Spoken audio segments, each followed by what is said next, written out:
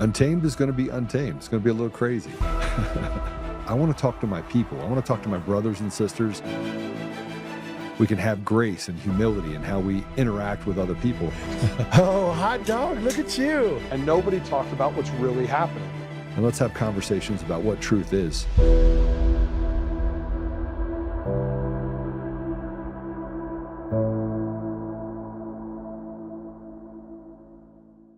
Today is, what a day.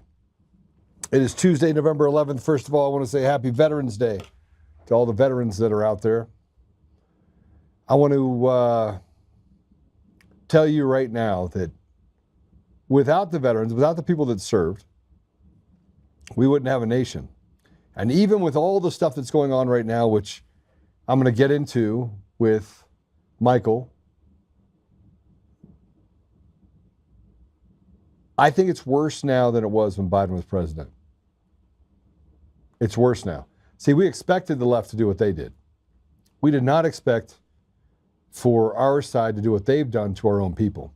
People that have been fighting for the last 5 years, whistleblowers that have given up their lives, people that have, while their wives are 8 months pregnant, selling their home, becoming homeless because they felt it was their duty to stand up for the American people.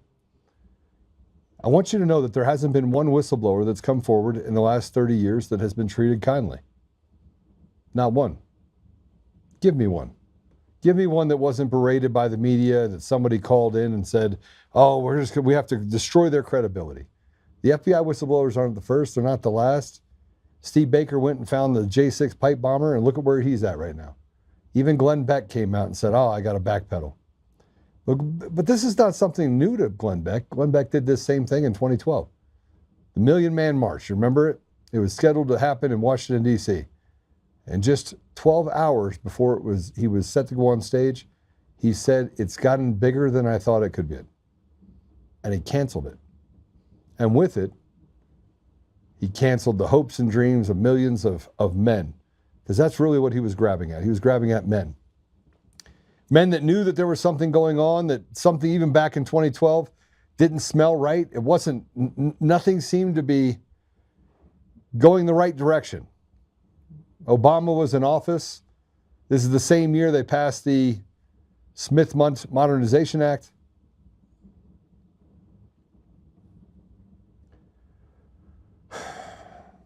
I'm going to start here, though. Here's a video. We're going to honor the veterans first. So here's a video that I want to put together that they put together that honors that honors those that fought, dating back all the way to Normandy and all the way up to the sacrifices in Afghanistan. Let's go ahead and play it.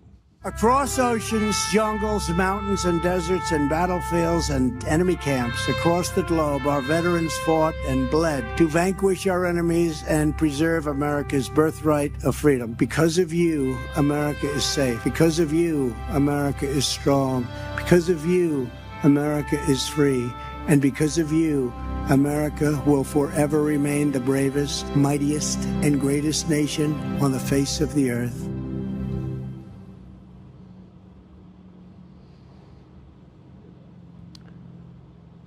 And then we had this video that was put out by DHS to celebrate our veterans. Let's play it.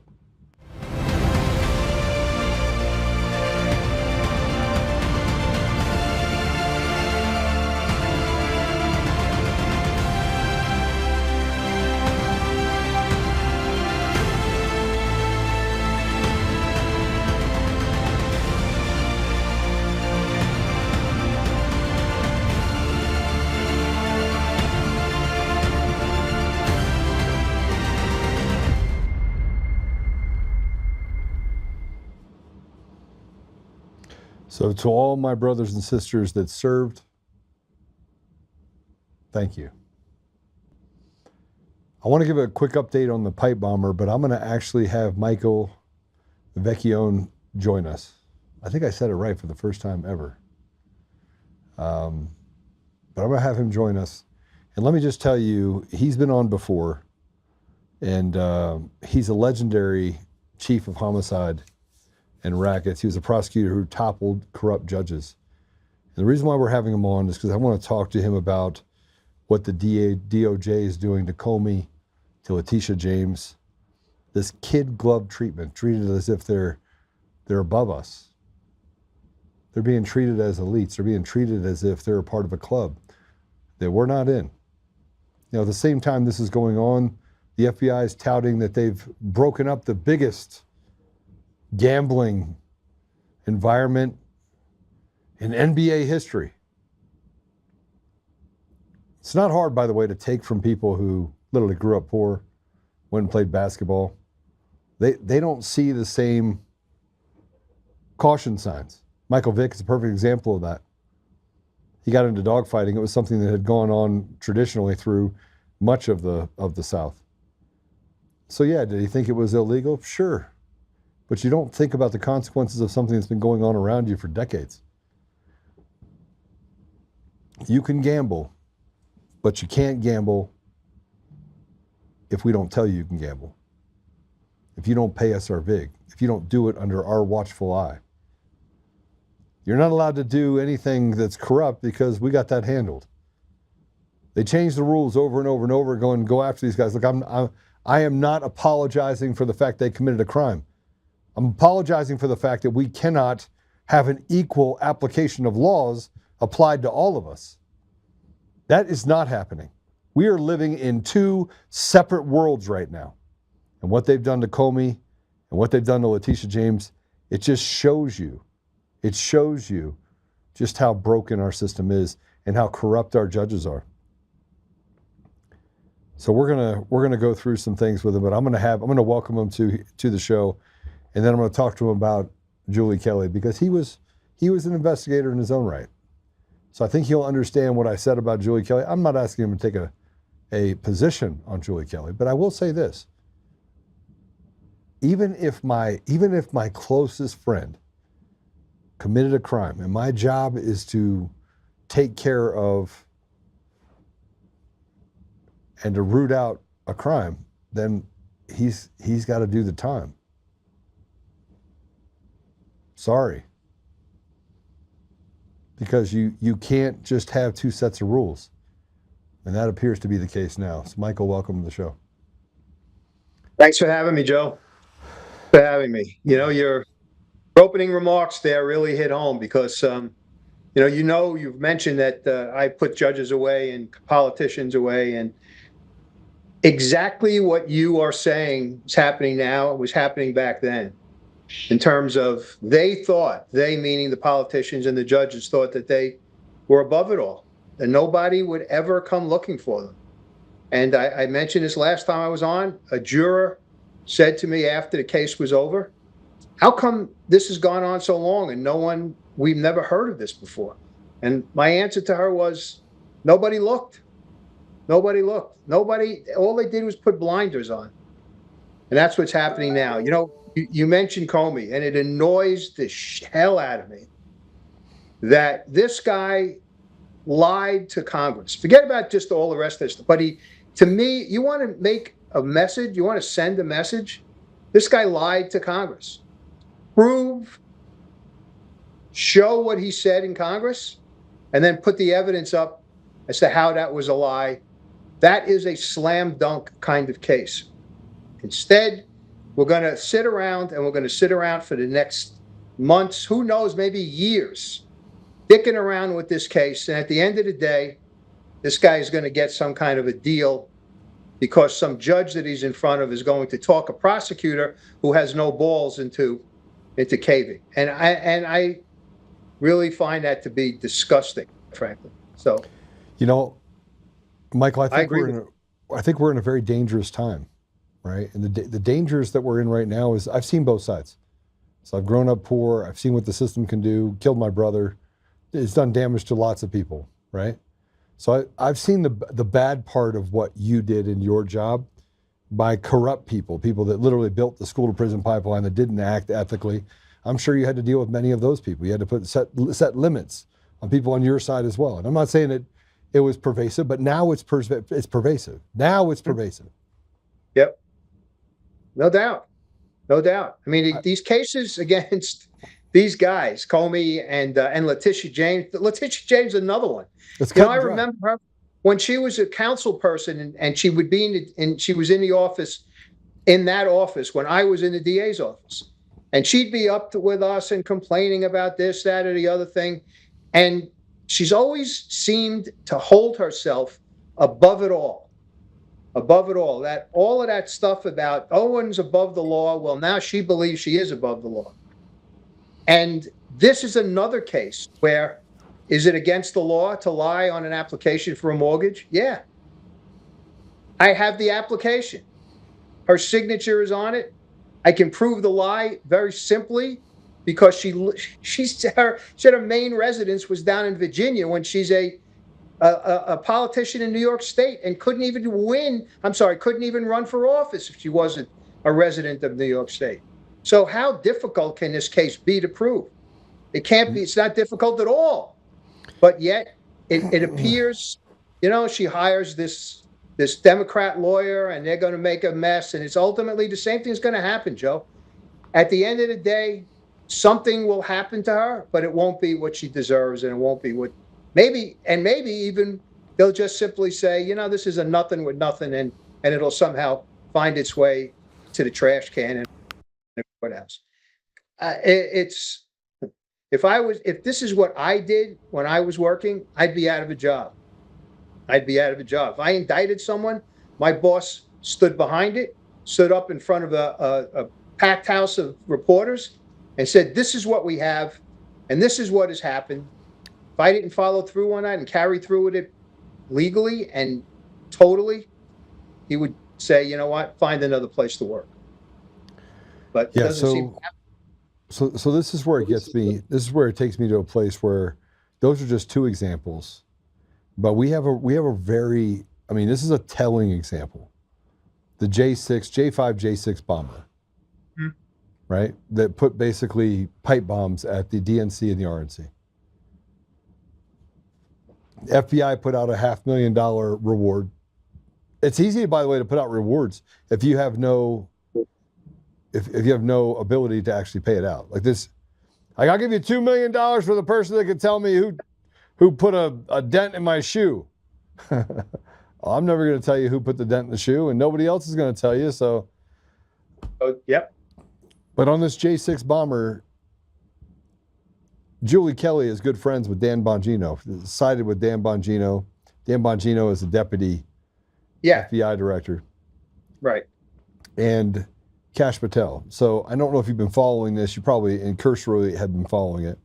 Yeah, I haven't followed it, with intimately in terms of every story, but I know what we're talking about. So the FBI all along knew who the pipe bomber was. Mm-hmm. They knew. So Julie Kelly and Steve Baker over at The Blaze broke this story by using what's called a gait analysis. Gait analysis is the way you walk. So Correct. It's commonly used by intelligence communities all over the world. It's used in China. It's used in it's as exact as your fingerprint. Especially if you have any like comorbidities or you have any injuries, that'll add to the ability to distinguish that gait analysis. Right. So they all came out and said after, first of all, people in the FBI, including people at the highest level, called The Blaze and said, you need to fire Steve Baker, right? This story can't not get out. That's what they did the day before the story came out. And then Steve's like, well, we have a dead to rights. We have some other information as well. So then they forgot about the FBI agents that were in January of 2021 were actually watching the home of the person that was right next door to the pipe bomber. The next door, like kissing doors. Yeah. Right? They forgot about that. And they also forgot about all the other details in those reports that on and about the middle of to the end of January, those reports, they took them off of the door, nothing to see here, swept it under the rug, because they knew. And that person, Kirchhoff, then went to go work for the CIA. Here, we're going to reward you. The person that is the bomber went to work for the CIA. I'm sorry? It's bomber is what you're talking about, right? Yeah, the Capitol police officer that Right. instigated and shot on January 6th people innocently above the chest. In other words, was aiming and shooting people in the face with smoke grenades and less than lethal ammo, right? On tape, doing that, then was rewarded after being the J6 bomber, J5th bomber, the night before that, to go work for the CIA and security detail. Okay? So Julie Kelly comes out. So I'm trying to set this up. If you were a DA, I was bringing you this case. Keep in mind they tried to get Steve fired. Keep in mind they had nothing to say until Sunday night. 2 days later, that's when the FBI came out and said, "Oh, we're still looking for the J6 bomber. If you have any information, it's a $500,000 reward." That was their response 2 days later, after this pushing out that this was the bomber, right? After having the information. After having Right. the information the entire time. Right. Right. So this is the most disgusting yet obvious. Everything else is pretty obvious too. The elections being stolen, super obvious, right? All the information related to that, super obvious. The gaslighting that happens in the media, all is obvious. But this is next level. They made this woman a victim. And Julie Kelly had this to say. Let's put up that tweet. She was said, "Frankly, it looks like Julie Kelly is running cover for new incompetent friends in the FBI." Right? And she goes, Yeah. "Nope, in fact, I've stated very clearly I do not believe the devices were placed on January 5th, which continues to be the position of the current FBI. I also said that I share the frustration that the feds still have no suspects and we have no more info, which allows the vacuum to be filled with nonsense." Okay? Michael, they said that their new story, they have someone placing these pipe bombs, placing them January 5th. This person is at the DNC and the RNC. They're not next door to each other. This is not the Jeds and the Clampetts, right? They have the information for the train that she used. They have the information of being picked up at the train station and driven back home. They have all of that. And now her new deal is it wasn't placed on January 5th. Why? Well, Why? What's your theory as to why this has turned the way it has? I'd like to hear it. I need to be educated somewhat, and I'd like to know what you're talking about. Well, I think what I'm talking about is that we don't need a third party, we need a second one. Okay. In other words, it doesn't seem to be any different that there's a concerted effort on both sides of the political aisle to sow discontent and sow unrest and chaos with the populace. And no argument for me. That's absolutely the case. Absolutely the case. And the problem is that we who know this stuff and we who espouse it, you in particular, because you are now espousing that to all the people who are listening to you, don't make headway because you're not permitted to make headway, because as soon as you say this, somebody on the outside is going to say, "You know what, Joe Oltmann's a piece, he is a liar. He doesn't know what the hell he's talking about. He's making this up." They just throw this stuff out there. Whether it's true or not, it's not true, but they throw it out there. And now it becomes somebody grabs it and puts it on X, or somebody grabs it and posts it on Facebook or something. Now suddenly this statement about you being untruthful about this now becomes part of the entire situation. And somebody says, "Well, hold on a second. What about that statement that Oltmann was not telling the truth? So how can we believe him?" That's how things have gotten to the absurd, Joe, in this situation, in this country, and in the world we live in. It's become absurd. I could say to you right now, you don't know what the hell you're talking about, because I know what occurred. I know what happened. I don't know any of this, but I say it. And now someone listening to your show in an hour after the show's over and say, "Oh, he had a guest on who said that he knew exactly what was going on and that Oltmann is full of shit. That's what they'll say. Yeah. And people will believe it. People will believe it. So there's a thing that happens when you're consistent, right? And you're overly consistent, and you're the last man standing because they eat their own first, right? Mm-hmm. So eventually they'll eat their own, and I won't cater to the ridiculous. And I get, you know what, Michael, the reason why I get upset is because no person in their right mind that could call themselves a good person, ethical or moral, could walk past and say, in this case, they said, oh, the gate analysis it's not science. Accurate. Yeah. It's literally used to catch terrorists overseas. It's literally used by entire nations in order to catch criminals. Right. Here's what they'll say, Joe. Let me just interrupt for 1 second, because I've been through this with other things like this in court. They'll say, okay, yeah, you're right. The agencies use it, but it's not necessarily accepted yet in a court of law. It hasn't been tested in a court of law. So that will be their excuse. Every intelligence agency in the world could use this, but if it hasn't gone into a courtroom and some judge says, okay, I'll accept it, then an appellate court says he was right, then the Supreme Court says he was right. Unless that happens, then it's not necessarily, they'll say it's not acceptable. It's not scientific. That's the argument.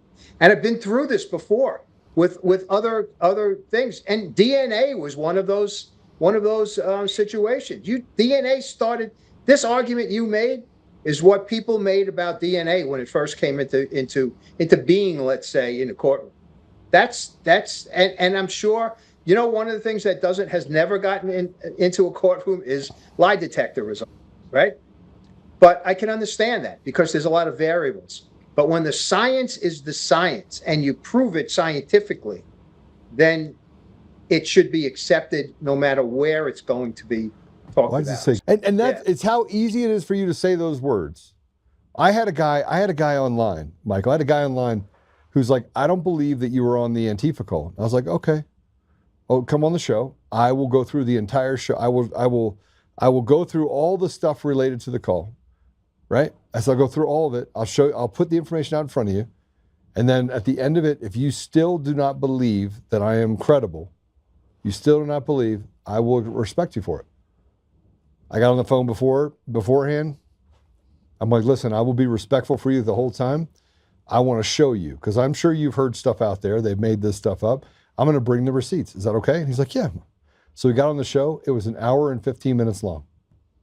At the end of it, he shook his head, and I go, okay, I've gone through the entire, it's still out there. The show's still out there. It's been seen 500,000 times. At the end of the show, I go, I need you to now tell me what you think. Well, just so you know, if you don't believe, it's okay. And he goes, and he walked through it. He goes, based on this, based on this, based on this, based on this. He goes, it'd be impossible for you not to have been on the call and for him to not be on the call. Right? And I'm like, okay. So one guy at a time. Yeah. But because they have this large group of people in the media, like Julie Kelly, 800,000 people follow her. She gets out there, she says, nothing to this, this is terrible. She's doing the biddings of really bad people that's supposedly on our side. Yeah. On our side. I shook my head because I can't really believe that. It's hard to believe that the people who've been screaming for 4 years under Biden are still in some shape, manner, or form doing some of the same shit that they pulled under Biden and Biden's DOJ. Yes. I see it and I shake scratch my head and say, what is going on here? What is going on? The whole idea of this thing called the deep state, Joe. Yeah. Nobody can convince me that it doesn't exist and will forever exist in Washington. Nobody can convince me of that. No matter who's in power, whether it's still somebody there on our side or someone on the other, it's there. It's there. And that's, in my opinion, that's who is at fault or who's at fault. That's who's behind what you've been talking about. I believe that. I believe it.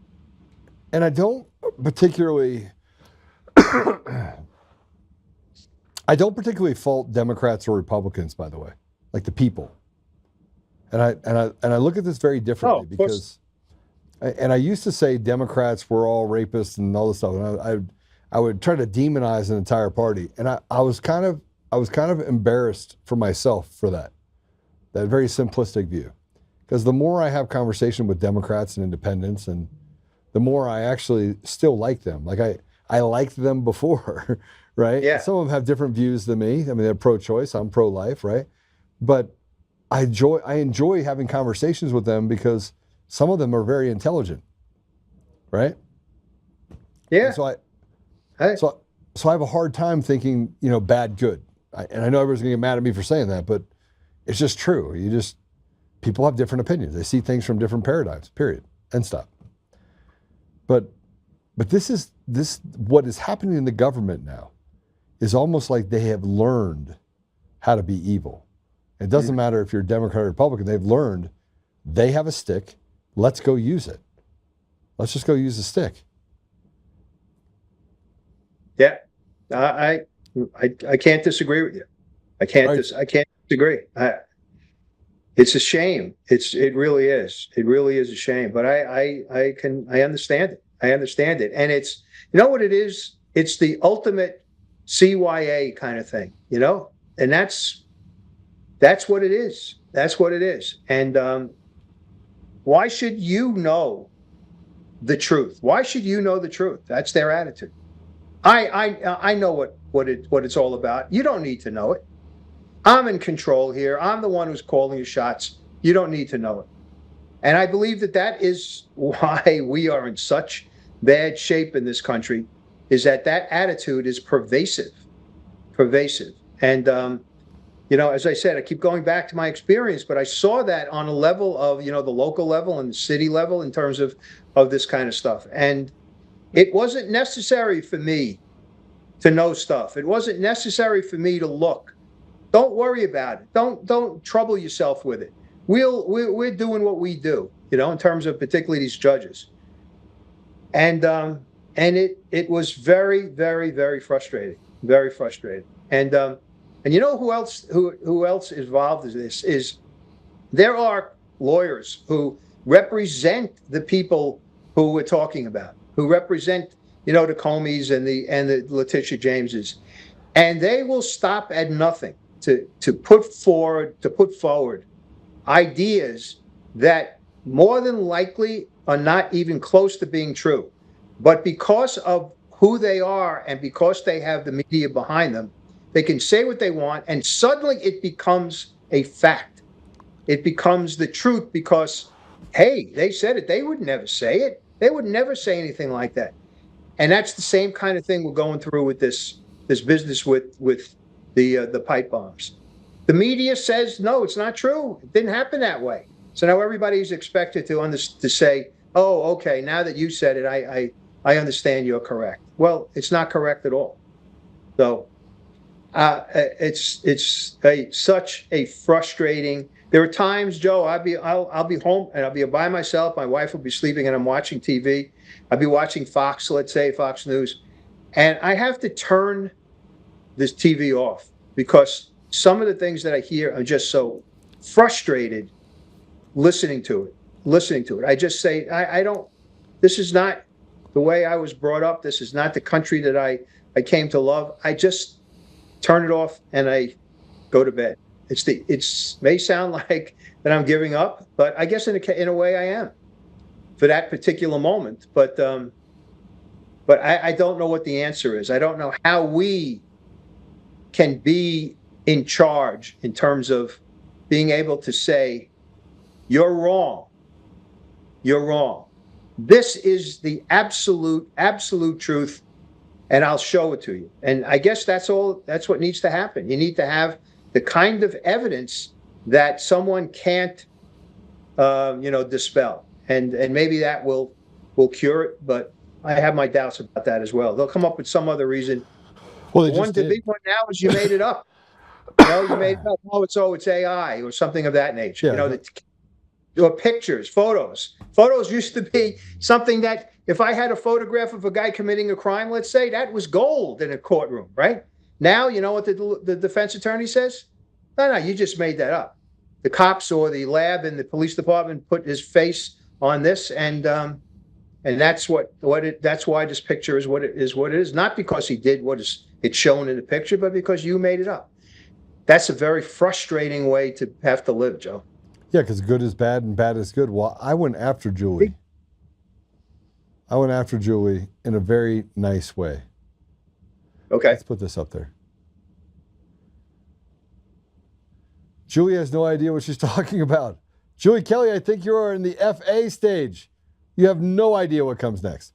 Your reporting is trash. Please keep talking. I want to see what 800,000 of your followers literally realize you are not. This is a shit post because shit posting is what you do when you are dealing with irredeemable shit. Love, Joe. And then I had to put on there fraud. Because what she said is, I will put my pipe bombing report up against anyone. This is not about credit or competition. It's about getting to the truth. Here's one of the first reports of the pipe bomb mystery, which disclosed law enforcement ties of the woman who found the RNC device right before the joint session of Congress convened on January 6th. So I went back and read it. So I read this report that has, and it's nonsense. It's made up drivel. But here's the thing. There are things in it, Michael, that are closely related in what they sound to what actually happened. Yeah. Which means she knows. Yeah. She's in the know with the people that know what happened. Yeah. Yeah. That's the key. You know that when cops make an arrest, they try or investigate a case, there's a murder, let's say, and they keep certain pieces of evidence to themselves and don't release it. It's to test whether or not, when they get someone who confesses, does the guy know or the woman know what they are held back and not told the public?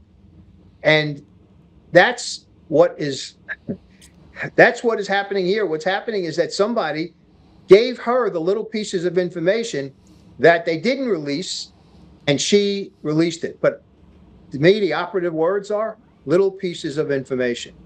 And you could take a piece of information, Joe, and spin it any way you want. Right. And it'll come out the way you want it, as opposed to the way it should come out. So it's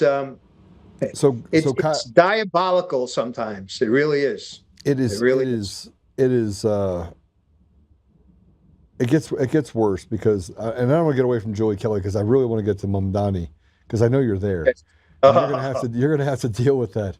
But I wanted this last piece. Kyle Seraphin had something to say about Julie Kelly, and he says, if you're wondering what some of you have wondered about the Julie Kelly rift.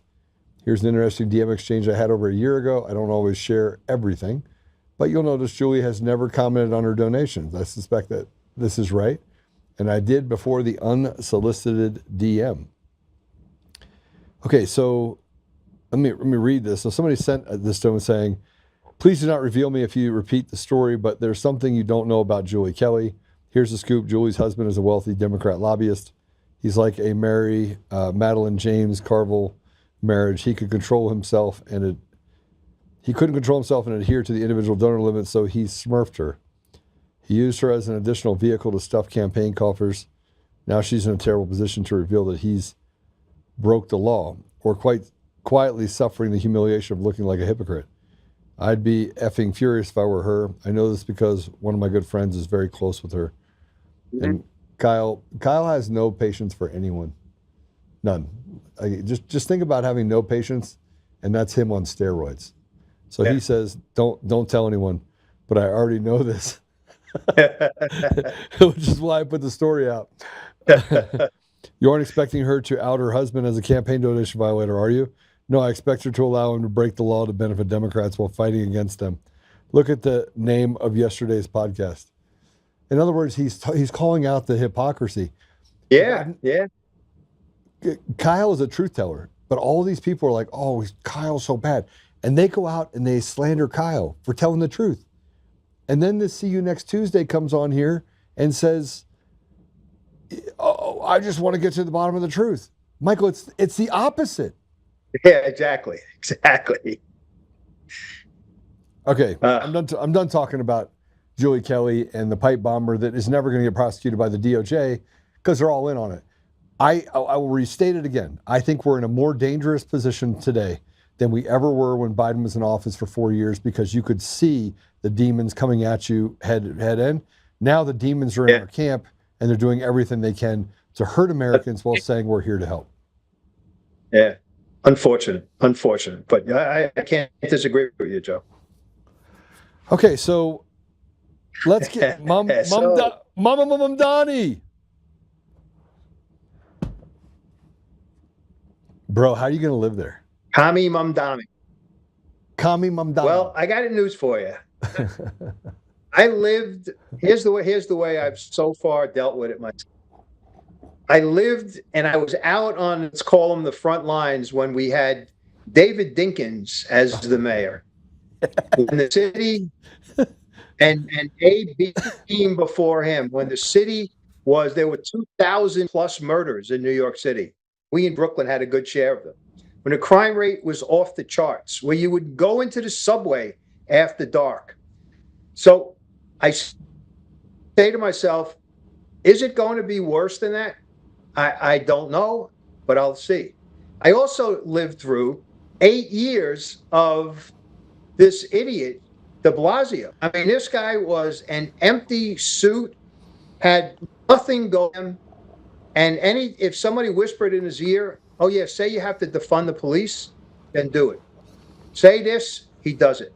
It was just 8 years of frustration like you can't believe. But on the other hand, I didn't have anything happen to me. I wasn't mugged. I didn't have any, my wife wasn't hurt. So I said, okay, I survived. But you have a gun. The question now is, do I? No, I don't. You don't? I don't. I don't have a gun. No, I don't. First of all, when I was a prosecutor, the DA, Mr. Hines, would not allow us to carry guns. And I was never interested in carrying a gun. If I had to do something, for a case, I always made sure I had a detective or somebody with me. When I was home, I take my chances. And I did. I tried to do what I used to do when I was a kid, and that is evade as best I could. Can I tell you just a little story? Only one time that I think that I wish that I had one. And this is what happened to me. I parked my car one night. I am in the midst of this entire corruption investigation I told you about. 7 years of this stuff. Plus, 2 of them were mafia. 2 of the people I was investigating were ex-detectives who were working for the mafia. I mean, it was a really very strange and difficult time for me. I park my car. It's late at night. I have to walk maybe 20 yards, 30 yards to my apartment building. As I'm doing that, I notice across the street from where I'm walking, a guy is walking diagonally across the street and going to meet me as soon as I get to my apartment building. So I start looking around. I had my briefcase in my hand. That was it. I look around, garbage can covers, whatever. Remember, I grew up on streets in Brooklyn.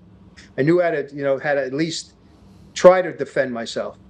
And I said, here we go. And I get to my apartment building. I couldn't get my key out fast enough, although I had it in my hand between my fingers. If I had to punch this guy, at least I would have hit him with the key.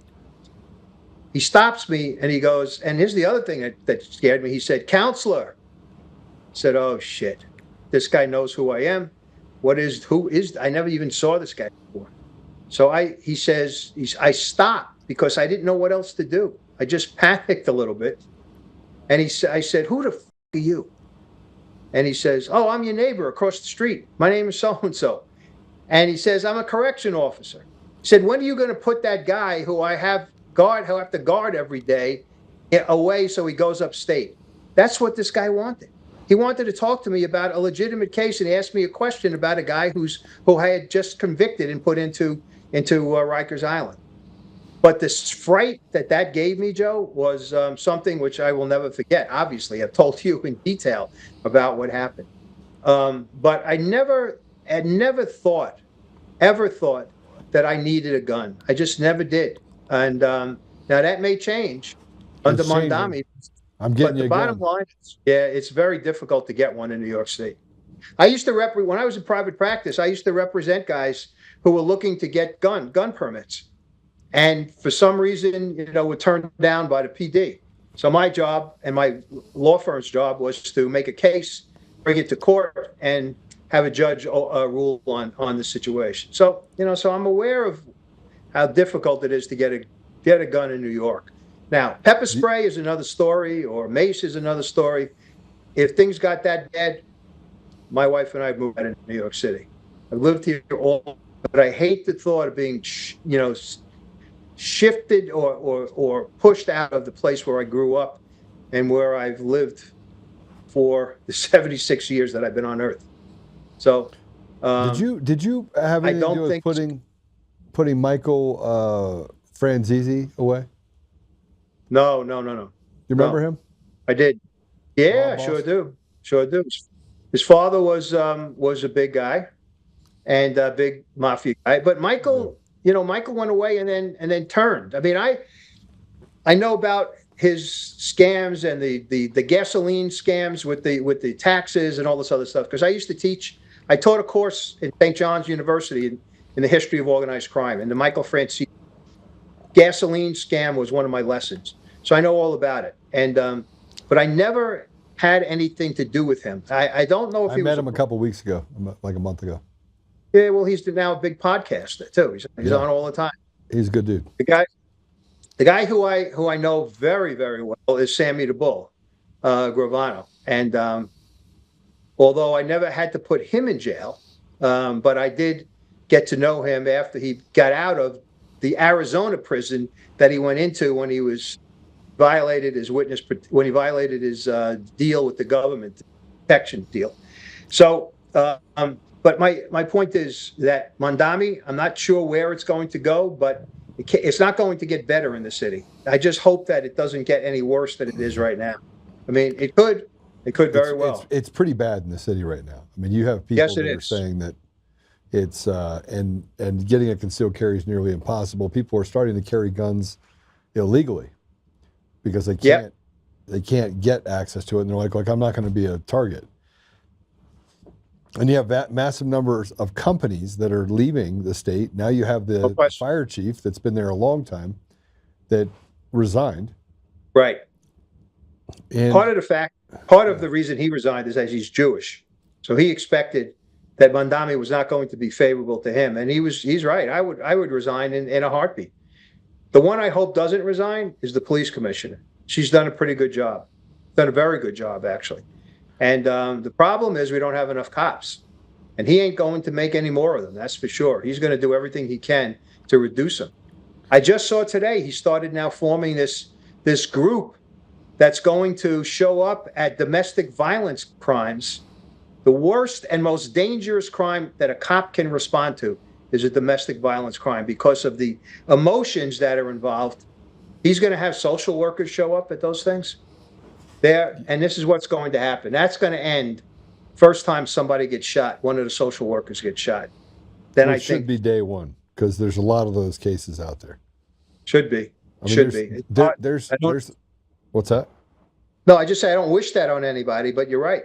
You're right. It's just a terrible situation. So with all of his ties, like he was a part of the Arab Spring over in Egypt and Syria, fighting. I mean, he was actually a fighter. With all of his foreign-backed NGOs and the activist network that he's tied to, I mean, look, this is like a bridge too far almost. I mean, let's take crime out of the equation. What about the pilfering of the people of New York, the raising of taxes? He already said that he was going to overtax white people. Yeah, he has. Here's his problem. Here's the problem. His problem is that he doesn't have the legal ability to raise taxes. He doesn't have that. The legislature is the one that has to pass those laws. But here's where my fear is.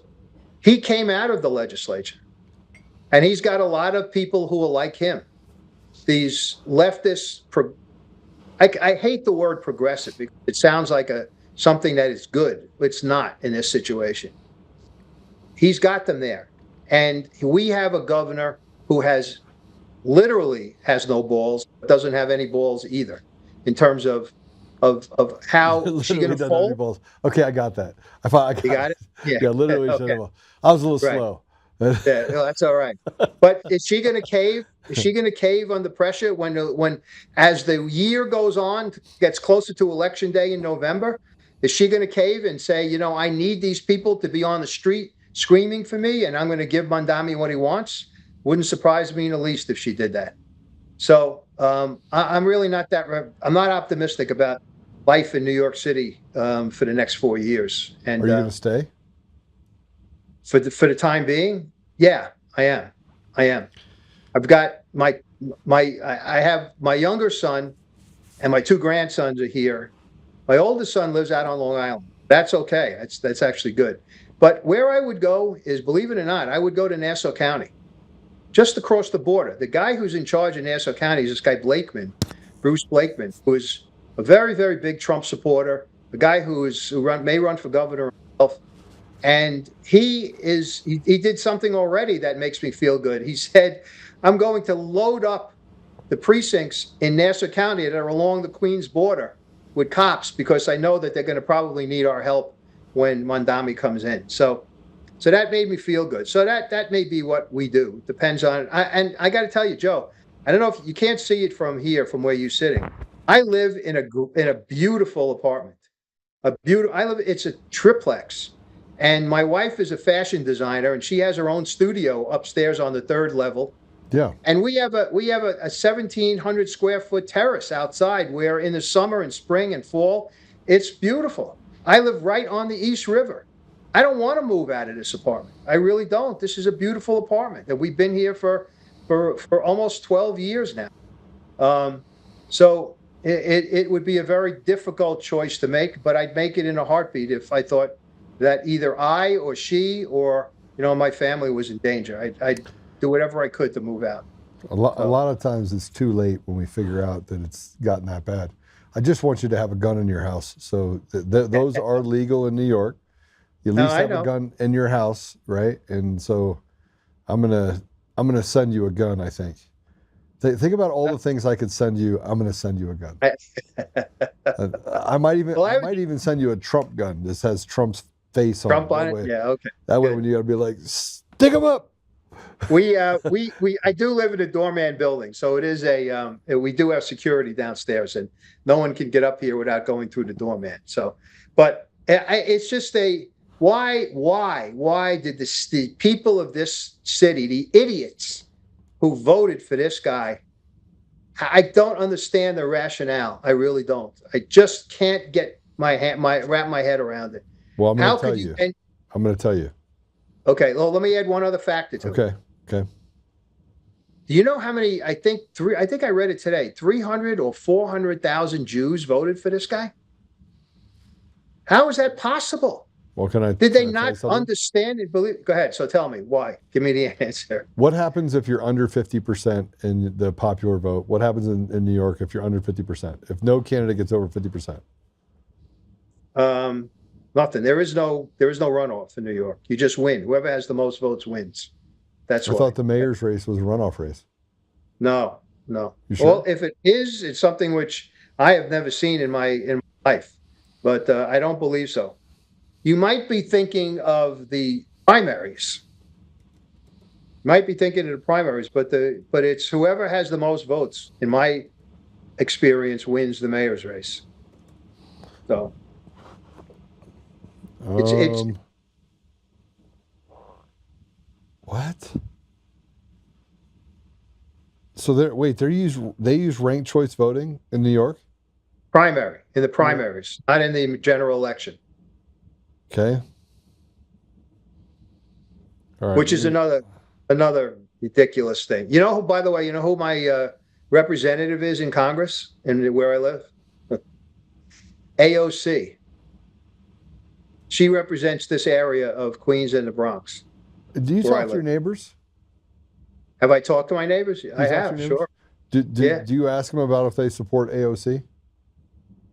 Yes, I do. And the only person who didn't give me a straight answer is, in this building there is a cafe a coffee shop, and it's an interesting coffee shop. It's a half coffee shop for people, and also a place to bring your pets so they can run around and do things, and you can feed them and all this other stuff. It's a very popular location. So I asked. She told me one day that she had AOC was there on a Saturday to do a talk of some kind. I said, "How the hell did you have her here?" Her answer was, she's the only one in office in this neighborhood, and if I have a problem, which I could have very easily because I own this place, I need someone to go to. And it's a default kind of thing. And it just, you scratch your head. She said, "Do me no good to vote for someone else because A, they're not going to win, and B, I need her support if I have a problem with this place." So, and if you go, Joe, I can take you right now or any time of the day to her office. You will not forget about finding a light on. Forget about finding a person in there. You'll find the thing closed with a gate in front of the office. It's never open. That's our quote unquote constituent office. So It's never open. Never. I have never seen it open. Never. And I've passed it almost every day. I've never seen it open. Because they don't care about the constituents. So I was going to tell you, I want to correct the record. So it is not a 50% rule, but they got 50.2%, I think is what he ended up getting. Correct. He just made it a pass. Yep. So 50% of the people voted against him. Hold on a second. It's big. It's bigger than that because there's no ID in New York. You can basically call yourself Mickey Mouse and get a ballot. Correct. You don't have to be an American, so they can just import in a bunch of people to do. You can vote over and over and over again just by using names that are of your family and things like that. You could make up names. And I could take. Yeah, go ahead. Go ahead. Sorry. Go ahead. No, go ahead. No, all I was going to say is I could go into the polling place with the names of my neighbors. Yeah. And say, I can go in every, let's say, 20 minutes with a different name. No one would know the difference. And they did. Look, the elections are fraudulent. The elections are fraudulent until you get to a place where the elections are not fraudulent and you don't have people that are loose rules that are designed to basically cheat. You're going to be a slave, right? And that's really what's happened in New York specifically. So, and across the country. So I'm glad I checked my math on the election deal because. Yeah, is it possible that Mamdani will be so bad that he will have an effect on elections, let's say next year's midterm elections or into the future? Well, I mean, so that's the only positive that may come out of this whole thing. But I mean, that's a positive. Yeah, I agree. That's a positive. But we had 4 years of Biden, and then we haven't won an election, not a special election, not anything. Do I talk? Since the day that President Trump won. Okay. Correct. What is going on? Is that on your side? Nope, sorry, we're checking a feed. Okay. Your next guest. They're killing me. Guys. Get in there. Take it. Guys. Okay, gone. Wow. Okay.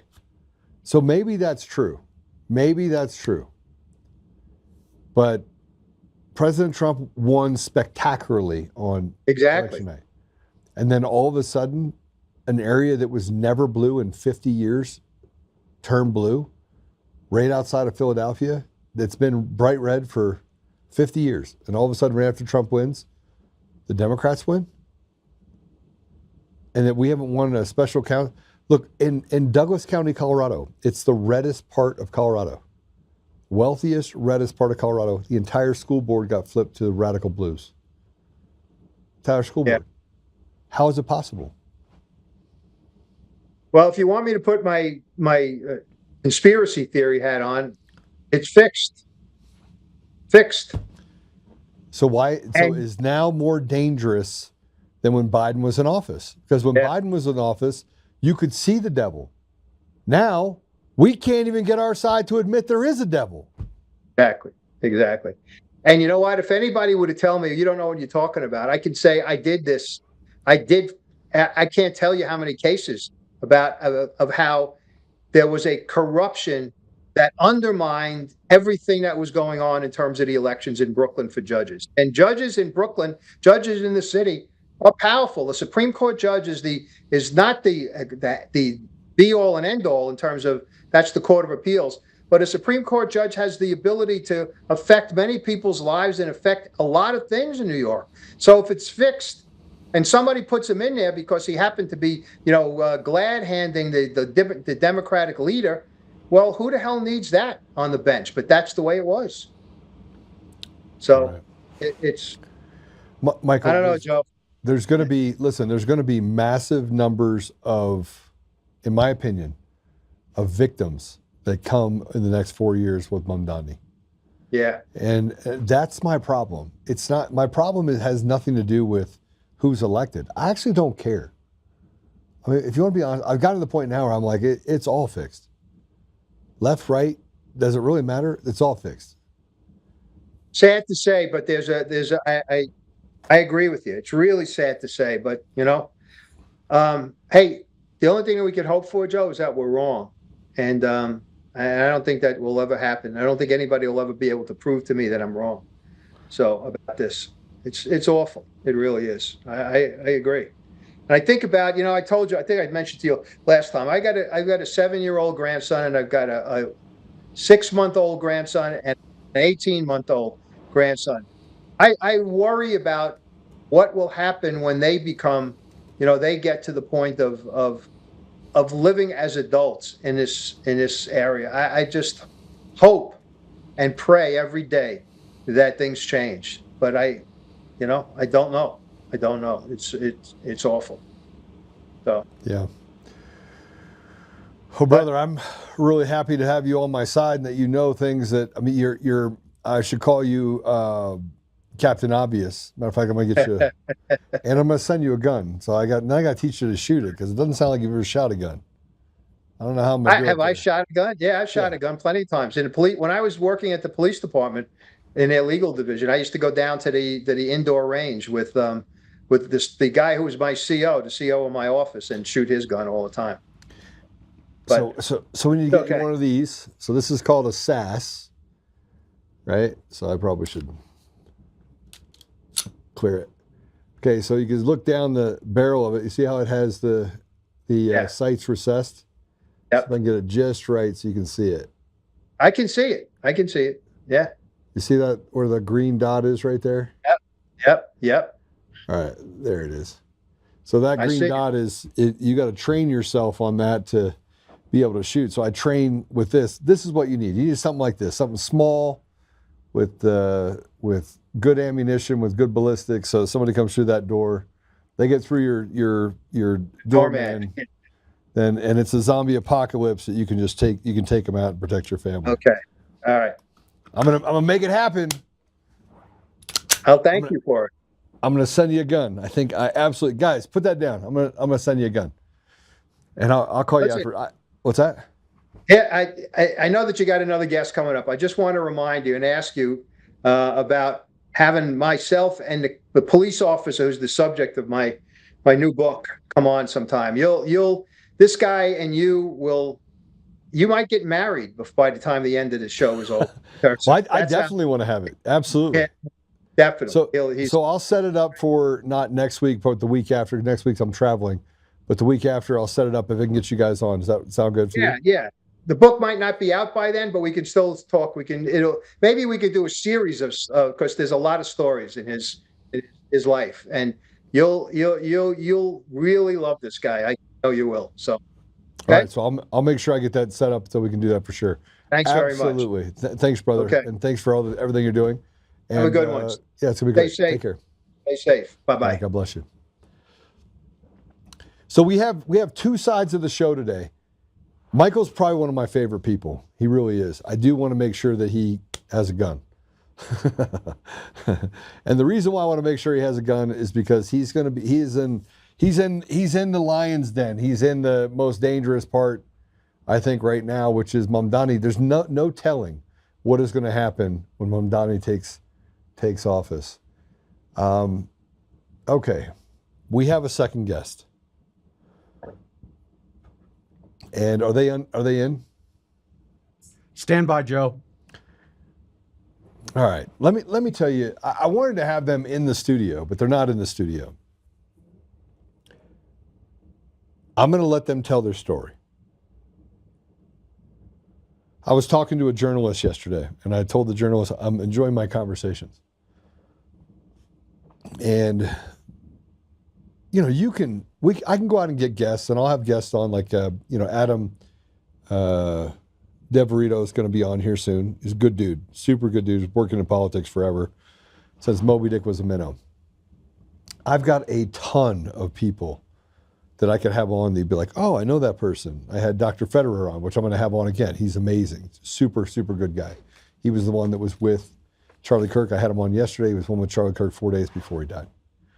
And is a wealth of knowledge. Matter of fact, I've just ordered his books, and I keep reading all these books, and I'm going through RCIA, and I have so much information in my head. It's like information overload. I have a seminar that I'm getting ready to take, which I'm super excited about, which talks about AI and how we're going to basically be able to meld that into accountability for large customers and blah, blah, blah. So I still do this stuff on the data side and trying to figure things out. But in the middle of all that, I told you about this brotherhood that I built. And it was about 9 months ago that I get a phone call. And he goes, hey, Joe, this is Adam. Now, I've known Adam, I think 20 years. Maybe a little longer than that. And Adam, man, he's such a good guy. But he had a tough patch. He had a tough patch in his life. He had what I call rear view mirror. And he found the Lord. So he called me up and he's like, hey, listen, I just want you to know that I appreciate you. I'll let him tell the story. But I was in shock. I was like, listen, I was in the middle of a meeting and I was in shock with the call, and I was like, I'll call you back. Well, I didn't call him back for a couple months. I did call him back, but I didn't call him back immediately because, frankly, I got busy. But in the middle of all that, I connected with him on Facebook, started watching some of the stuff he was doing. And man, I was just really impressed with what he was able to accomplish. And you guys know that I work in the Dream Center, and I love mentoring people back into a place where men can break off the rearview mirror. But I built this brotherhood group, and this brotherhood group's about bringing brothers together from all walks of life and see if we can be our brother's keeper. In other words, how do we take care of each other? How do we be of service to each other? How do we be there to just take care of things? So Adam invited some of the guys that works. He has a recovery center now that he works to, guys that get out of prison or guys that are on the street, and just tries to give them an upper hand. And it's all based on the foundations of Jesus.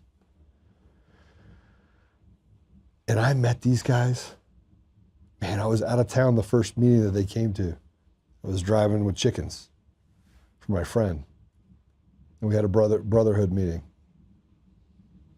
And they show up and they told their stories. I'm going to let them tell their stories to you.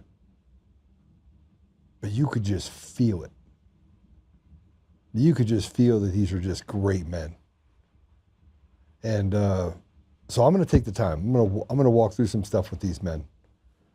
And I'll let them tell the story. And then I got to meet another young man on Saturday. We were out helping Dave.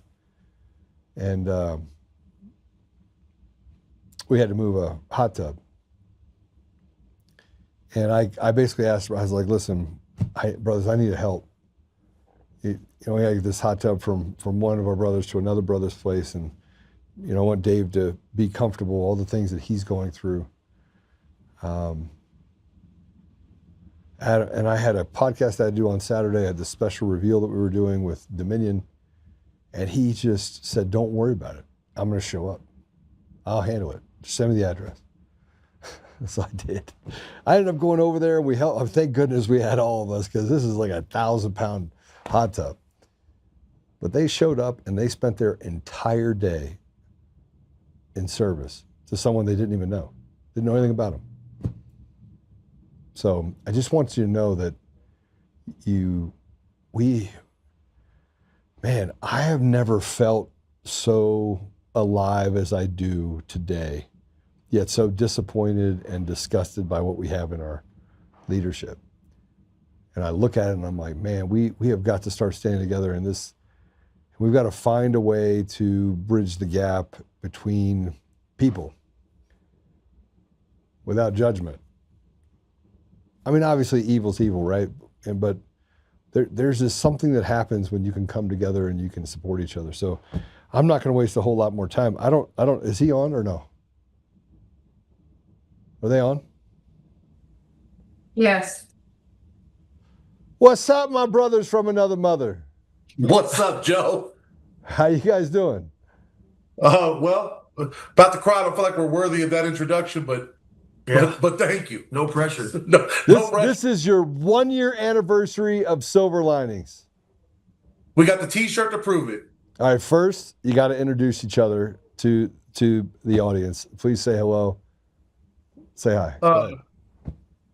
Thanks for having us, Joe. My name's Adam Alexander, and I'm a soldier for Christ, and I'm blessed enough to be the owner of Silver Linings Recovery and Halo Reentry.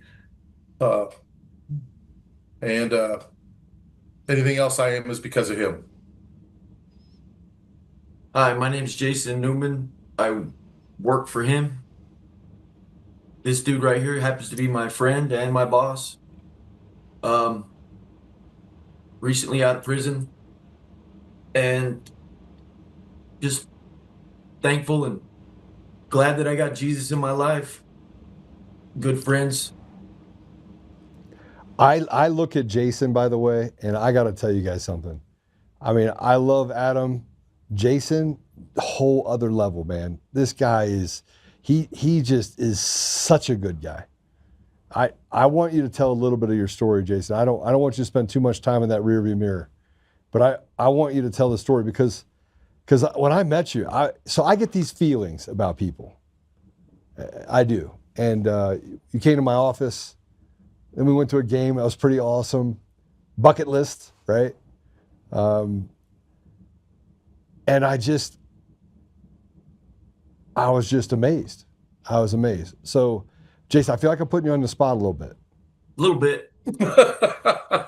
And you're only talking to a couple 100,000 people. So I need you to talk to those couple 100,000 people.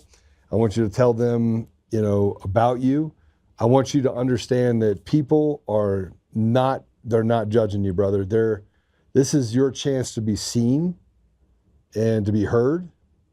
And you'll get lots of these chances. 'Cause I might just have you, like when you walk in my office, I might be like, Jason, you want to go on the show with me? Like I did with Jake yesterday. So, all right, floor's yours, brother. Well, my childhood was like anybody else's. I had loving parents. They were divorced, but I had to pick the wrong choice in friends, and peer pressure's big deal where I was from. Long story short, I ended up going to juvenile prison a couple times in the 80s, stealing cars. Got out. I was emancipated. And not long after that, after I was emancipated at 16, I started really heavy into getting high and stealing and robbing folks. And then it ended up one night, I killed somebody. This somebody, in my humble opinion, deserved it, but that's something that I got to come to terms with, Jesus with, something I battle with daily. The guy that I killed was a sex offender, and I went to prison for it. I did 34 years, 4 months, and 3 weeks. 6 months ago, I got out. I was sleeping on an air mattress in my buddy's house, not only on an air mattress, but in his infant daughter's room. And every day since then has just been a blessing, man. No matter how messed up it was yesterday or the day before, every day I wake up is a win. And then I got real lucky and I was introduced to Joe. through country, Adam. And Oh, we can call him Big Country. yeah, big country. And that was the abridged version. That's about it. But your life started to change in prison. Oh yeah. You had to deal with this knucklehead next to you. Yeah. We Adam, met in prison. Adam, tell him your story. Tell your story. I got more questions for you, Jason. Look, this is a Tell big my story deal. how I met him. Yeah. Okay. Well, I just gotten out of CSP, which is Colorado's version of AdSeg. And he was in I think you were in 4 Mile and you just messed up and got to Centennial. Mm-hmm. And he was coming out of the hole. He went to the same prison that I went to. He came into my pod. And here's this, freaking Sasquatch, huge dude, and it's on me to check this guy's paperwork. You know what I mean? Because we don't want. Look, there is honor among thieves, I promise you. And we don't like to spend company with sex offenders and people like that, of that ilk. But he came in, and it's on me to check this guy's paperwork. He said, no problem. But secretly, I was like, I hope this dude's legit, man, because, you know what I mean? You're going to have to send 3-4 people after him. But, and believe me, I wasn't the one that went and checked his paperwork. I sent somebody else. But no, man, we met like, what was it? 4 years? Something. How long? Yeah, about 4. Yeah. And we hit it off. We were tight. We were buddies. I went to a different prison. We kind of fell off of writing. We don't really write. And my parole plan fell through. Many of them. And so I called Country one day and he just said, no problem. And it hasn't been a problem. You know what I mean? He saved my life. I don't know what I'd be doing if I wouldn't have had him and Silver Linings, but I know I wouldn't be doing as good as I'm doing now. So let me Adam, let's go back. Let's go back in time. I've known you for 20 years ish, I would say. How old is Caitlin? 34. 33. You'll be 34 this year. Yeah, 34 on Christmas. Yes. Yeah, 34. So she was 15, 20 13. years ago. Yeah. Yeah. And I was moving and shaking back then. Mm-hmm. And you are my brother's ex-wife's ex-husband. Yeah, that's a chain. That's That's accurate. Pretty good. That was good. And you hit some rough patches. We fell out of favor with each other. Mm-hmm. And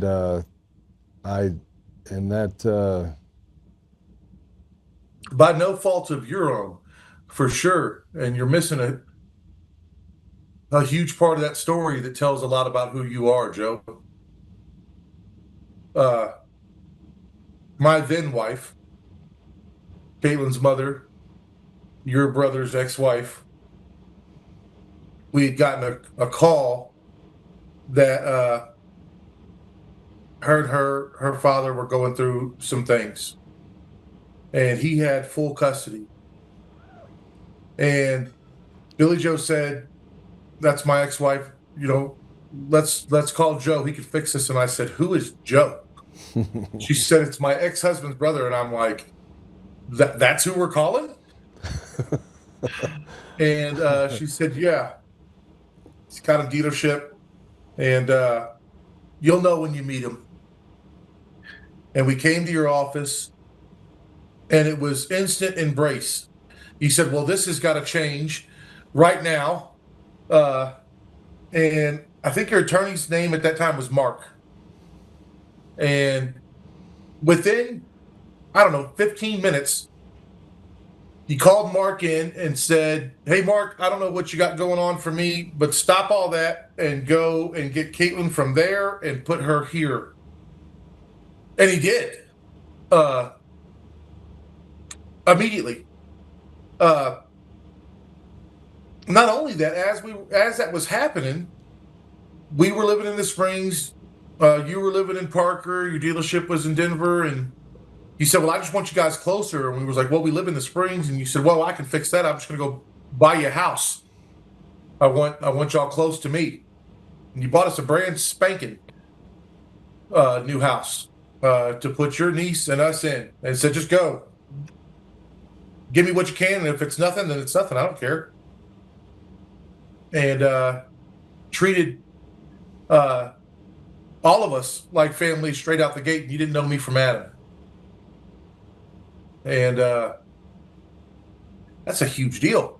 It's rare. That's a huge deal, you know. And you've never done anything different. You were moving and shaking at that time. Yeah, for a little bit. For a little bit. That's a big deal. You know what I mean? I don't want that story not shared because it's just indicative of who you are. Yeah. Thank you. It changed my life.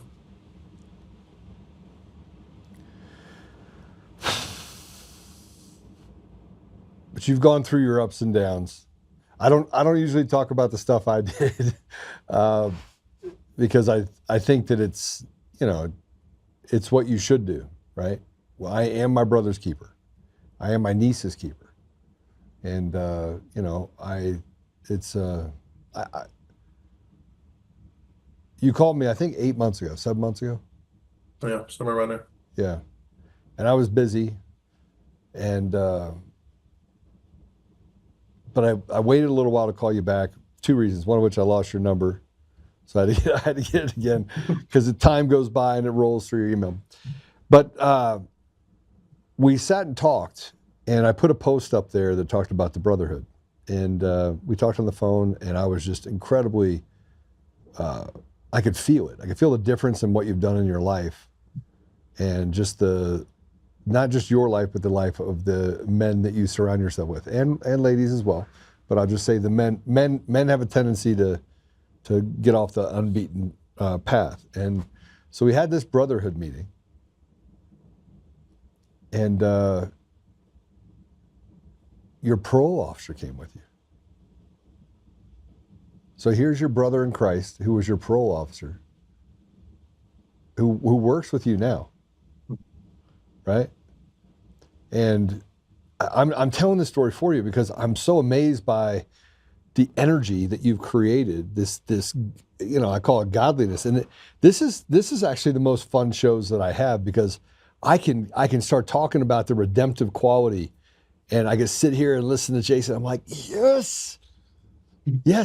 And it's a real yes. It's like, man, that's my brother, right? Let's go. Let's do this stuff. At the same time, we got to calm Jason down because he's got 34 years of junk in his trunk. Right?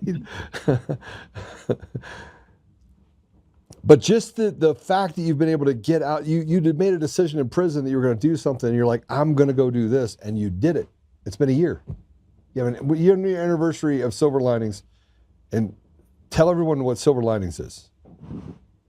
So Silver Linings Recovery is addiction counseling, homeless outreach, resources, and anything that we can think of that we can fit in that basket that's going to help people. It's a liquid organization that provides stability for people that have never had it, leadership for people that have never had it, guidance for people that have never had it, and resources for people that can't get it.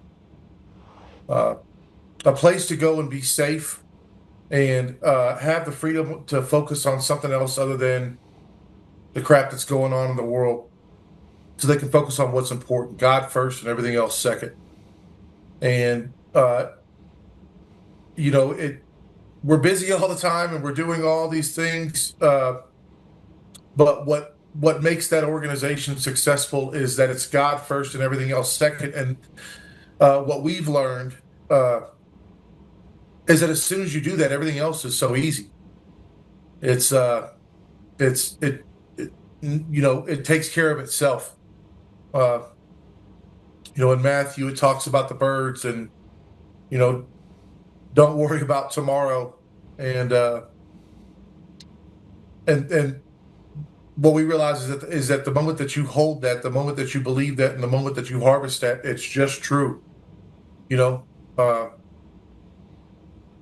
I, Jason, and just about everybody else that I know started out with a troubled past and then took that past and made choices on our own based on what we were taught, and learned a lot of lessons the hard way.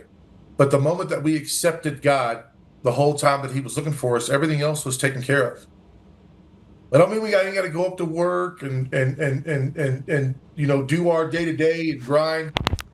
But what it does mean is that we don't have to worry about it. If something in the world came to take everything from me today, I've got no concern.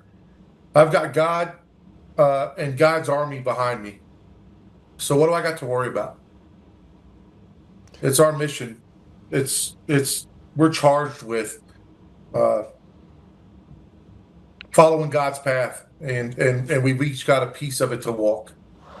And I'm fortunate enough to hopefully be walking it the right way now, because I spent a long time not. And the people that walk beside me do the same thing. And that path consists of do for others first. Nothing else matters after that. You're doing for others first, and everything else is taken care of. We preach that inside my immediate family and all the way out to every person that I meet, is that if you're always trying to make someone else's day better, someone else's life easier, and they're doing the same for you, then we're going to be okay. I would agree with that. In a lot of ways, I would definitely agree with that.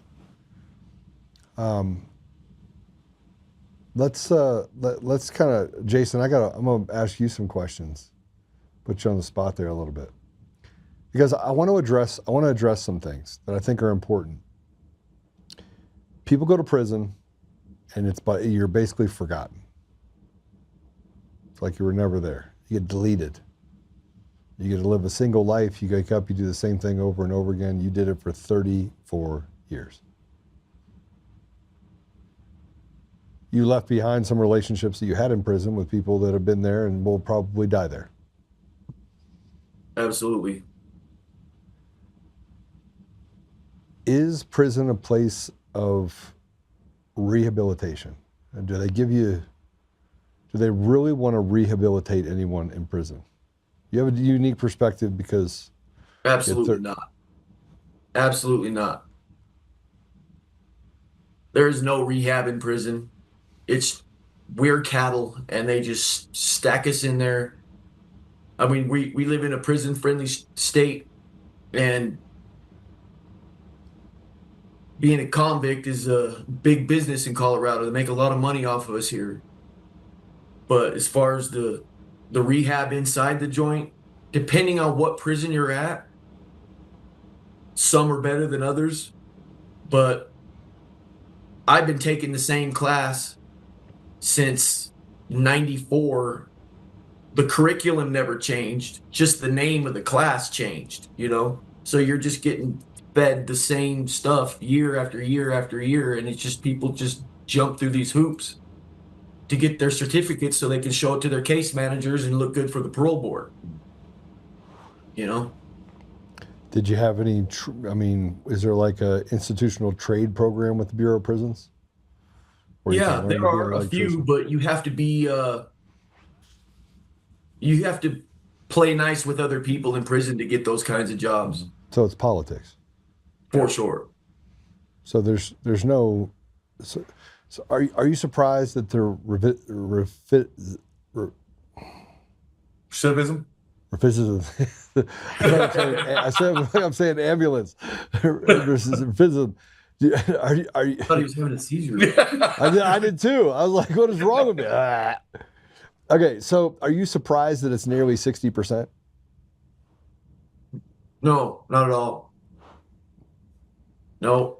Sometimes I've known a lot of people that just come back to prison because it's easy. Prison is easy. You don't have to be, you don't have to pay your bills. You don't have to do anything. You don't have to be an adult. You don't have to be a productive member of society. You don't have to do any of that. You just get to go in, and it's a lot of people, that's all they've ever known, too.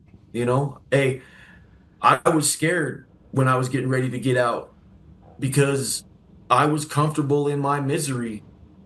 That's all I knew. That's all I wanted to know. I was good at it, The streets, society, population, whatever you want to call it, man, that scared the shit out of me. Excuse my language. But it was just fear of the whole world had passed me by. It was like I was buried in a time capsule. They dug me up and said, okay, now go live the rest of your life. I was a teenager when I went in, and I just turned 53. I had an issue when I first got out because I was picking up my life where I left off, just as a teenager, and it doesn't work. But no, I just lost my train of thought. No, it makes. Remember what I said before on the board? You go in at 21, you come out at 21. Yep. Right? And people don't understand that. They don't understand that it doesn't. Time stands still for you when you're in prison because you don't have experiences. You don't have, they keep the real world away from you. And then when you get out, they expect you to acclimate to the real world. They treat you like animals. And then when you get out, you expect them to act like responsible adults. Yeah. Joe, but there's another part of prison, and not everybody gets it when they're in there. There's lessons in life that I learned in prison that will stick with me forever, that made me a better man. Things that are told to you, but they're not enforced the same way in the world. Starting with your brother's keeper. You make that commitment in there, you will keep that commitment in there for sure, or the consequences are a lot more severe. Don't talk about anybody that ain't in the room. It ain't your business. Stay out of it. There's a lot of lessons that you learn in prison, that if you're looking to learn a lesson, you'll get them. You'll get them, and they'll stick with you different. But that's a low percentage of the environment that's in there are people that are looking to learn. Well, but you don't. I mean, I think if you turn the environment into a place where people could learn, it'd be easier. I think if you made it easier for faith to be a part of it. I think if you put animals, you integrate animals into the prison system. And look, I'm not telling you. On the other side, I think there are some irredeemable people. I promise you, there were some irredeemable people that you were at the prison with. Right? Yeah. You have people like that dude's just flat evil, right? Mm-hmm. And there was the people that gravitated towards that evil person because they didn't want to be on the wrong side with them, and the people that said, I'm going to stay away from that person, right? There's just like in real life, right? But there I don't know. I look at it. I'm looking at it more from the lens of, what you're doing, Adam, is you're creating an environment where people can thrive, raise the glass ceiling, break off the rearview mirror, really give people an opportunity to be men, to be who they are. The other side is that there's not enough of you to go around. There's not enough silver linings, which, I don't want to talk about the incident that occurred, but you have a lot of people that are in even the environment you're in that maybe are not set up to do good. That's true, unfortunately. And that comes from, I want to give people the opportunity they wouldn't normally get somewhere else. So and there's get and create. And I talked about a little bit earlier, everybody has a piece on the board. And one of my responsibilities is to create. Because of the choices that I've made in life, I can't it's not as easy for me to go get the opportunity from somebody else, but it's much easier for me to create that for me and then share that with others, but not leave them in that spot. Silver linings as it pertains to the people that work there, and I say this in our meetings all the time, is a jar. And it's everyone's their responsibility to outgrow that container. No matter how big that container is, no matter how much freedom they have to be able to make decisions and grow, their responsibility to this world is to outgrow that container and then create their own. Put people in it and grow the people until they outgrow that container. And our mission is to change the world. It sounds ambitious and a little bit ridiculous, maybe cheesy, I don't know. I know that it won't be in my lifetime or my children's lifetime or my grandchildren's lifetime, but I do believe that the footprints that we lay today, the problems that we're trying to solve right now, we can do that. And just because we won't see it while we're still here on this earth, that doesn't mean we shouldn't do it. That means that we're laying the foundation for something greater. People that come from the background similar to ours are traditionally short-sighted. It's the quick high, the quick fix, the quick money. And that's not what we're wanting to do, because that's what's damaged this society. It's immediate gratification and me. You know, as opposed to creating a foundation for something that's going to make this world a better place and doing it for somebody else. You read the Bible, and I don't think it ever says anything about Jesus' house. You can't go to Bethlehem and say, well, that's where it was. Jesus could have house, car, women, money, drugs, whatever you want, snap right there. If he can make water into wine, he can do all those things. But that's not what he used him for. It was for all of his 33 years. It was for everyone else that's not him. And we're charged with doing the same thing. No matter what we do, we're going to fall short. No matter what we do, we're going to fall short. It just says it in the Bible. It's the answer's right there. Just go do that. And don't worry about you. You'll be taken care of. Don't bring food. Don't bring water. Don't bring provisions. Walk with me and let's go. And we're supposed to do the same thing. We don't always get it right. And I wish I'd have got it right a lot sooner, but I don't regret the lessons that I've had to learn. I regret the things that I've done that have hurt other people, but I don't regret the lessons that I learned because of the mistakes that I made. I embrace them. I'm proud of them. I wear them as a badge of honor, not because I'm proud to have went to prison or proud to be a convict, but because I'm proud to be a godly man. Today was our 1-year anniversary. And we fed 304 people in an hour. Yeah. And we didn't feed them ramen noodles. No. Or finger sandwiches. We fed them ribs and tacos and candy apples and cheesecake and plates and bowls overflowing. And before we did that, we had this huge prayer. And then after we did that, right at the end, the pastor from my church shows up with his crew and he's like, yeah, I just want to come and congratulate you. And it feels good hearing that. But that glory isn't for me at all. That's God's glory. And he's and as he's in my office and things are kind of wrapping up and people are still congregating outside, I don't know, there's 100 people still there.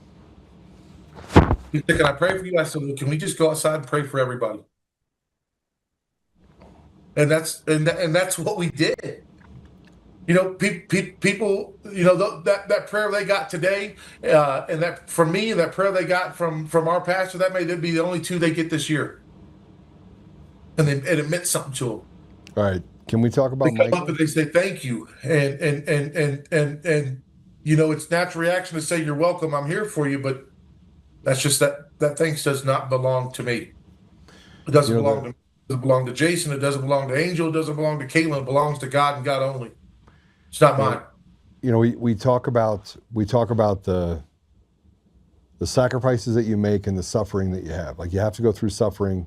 Suffering is just one of those things that you have to go through, and then who you can give that suffering up to, give it up to Jesus, because obviously you can't ever get to the place where you suffer more than he did. But one of the things that, you know, we were together on Saturday, by the way, thank you. David says thank you. And you got to meet Gordon, probably one of my favorite people ever.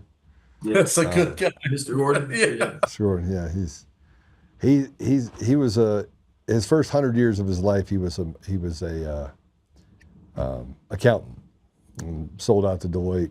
Super successful guy, amazing man. Has been he is one of my best friends, and literally he's been there for me in so many ways.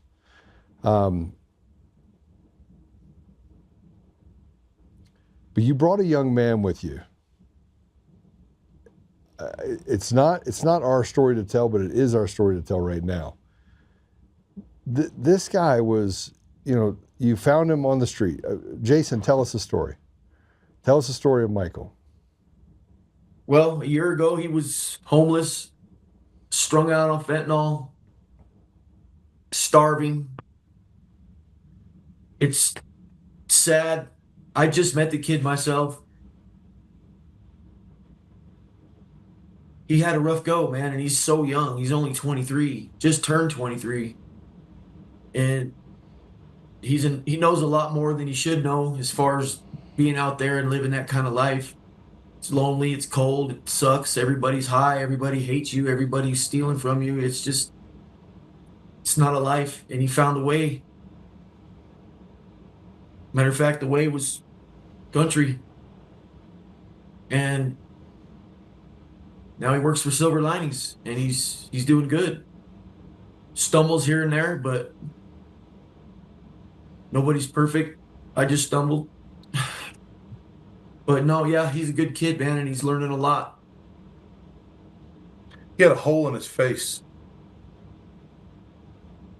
when I met him, and I met him at the warming shelter, which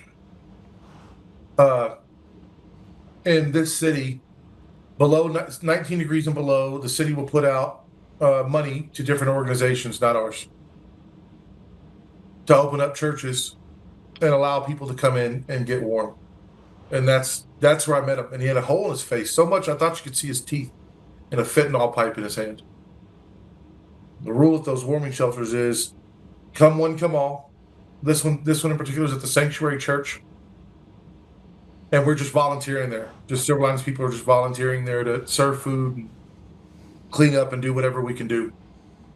And he's outside and he's smoking this fentanyl pipe.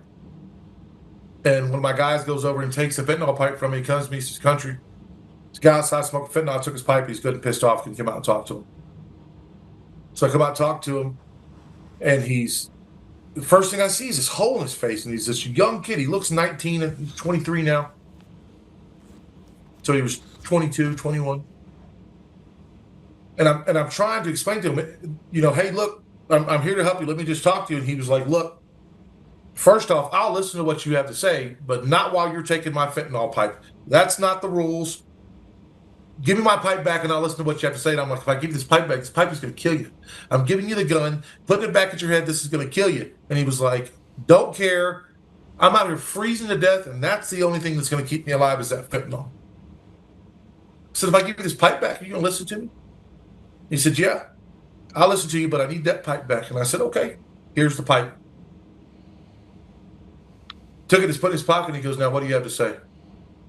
And I said, "Well, let's go inside and sit down and get warm, get some coffee and have a conversation." And man, we sat there for 4 hours. At the end of that 4 hours, he handed the fentanyl pipe back. I thanked him for listening. He said he was going to lay down and get some rest. Next day, I see him on the street. "Michael, how you doing?" "I'm good." Because the temperature had warmed up some, not much, not anywhere where we would want to be outside, but they got to put everybody back out. So he's just back out on the street. So I stop and talk to him. He says, "Look, I want to get clean, but then what?" He said, "I can't get in anywhere. No sober living will take me because I'm a young, able male. And these things aren't for me. They expect that I should be able to do it on my own, and I can't, and I don't know what to do. But I'm trying." After that conversation, "Here's my number, man. Just give me a call. Just come see me. I can get you through this." And he doesn't. But what he does do is at that time he had a probation warrant. He turned himself in. It was his way to get off the street. It was God giving him opportunity. And he went into jail, and he got into this program called IRT, which is in CAE, which is in a halfway house. It's intense rehabilitation therapy, 90-day inpatient program. And by circumstance, the people that run that program asked me to come in and speak to the people in there. So I go in just to give a normal conversation with these gentlemen, and he comes up to me and he goes, "Do you remember me?" And I said, "No, but don't be offended. I meet many people." And he goes, "Michael." And as soon as he says that, I see him, and I'm like, "Oh my God, Michael!" And he's fat and happy and skin glowing, and he was like, "I'm clean." And I just hugged him, and I start crying. And this is before I start talking to this group of men that are going through a struggle. And at the conclusion of that, I don't like to go in there because I hate to promote silver linings because I feel like I'm promoting my business, but I don't want to do that. So I promote this industry. And he says, "I'm getting out of here soon. Can I come see you?" I said, "Absolutely." And before I know it, 90 days had passed, and I walk into my director of operations office, and there he is. He said, "I'm here, country. I got my certifications. I'm doing this." He's like, "I'm scheduled for an interview. I'm scheduled for my second interview." And I said, "Well, good luck at that second interview. I hope I see you." And sure enough, he got that second interview, and he came in, and he's been guns a-blazing. He started out on the street team, which is guys that go out and do direct outreach on the street, on the trails, and everyone knows him because he's so fresh from there. He's such this young face. He sticks out, and him doing that shows the people that are still out there that he knows that he was in the tents and on the trail with. You can do it. You can do it, and not only can you do it, he'll help you, and so will all of us. Our organization works the same way as our family. One person brings you in, we all love you. You got one of us, you got all of us. But he was on the street for 7 years, right? Say it again? He was on the street for 7 years. 7 years. 7 years. 7 years to 22, so 15 to 22. 15 to 22. Abandoned by one because there wasn't anyone left. A baby. A baby. And he is a QBHA certified peer recovery coach right now, and he is so proud to be doing that. He's changing people's lives while changing his own at the same time. He's setting up a future for himself. And he's in the SLR, he's in the container right now, and he is growing quick. And I can't wait for the day that he breaks that container and has one of his own, because that's how we're going to change this. That's how we're going to change the world. That's how there won't be 304 people coming in the building, or tomorrow another 1,000 or whatever it is. It'll be people like Michael Lala or Jason Newman or Caitlin Oltmann or anybody else that's at Silver Linings that go and create their own containers and change these people. When we run out of clients, we'll just go do something else. It's okay.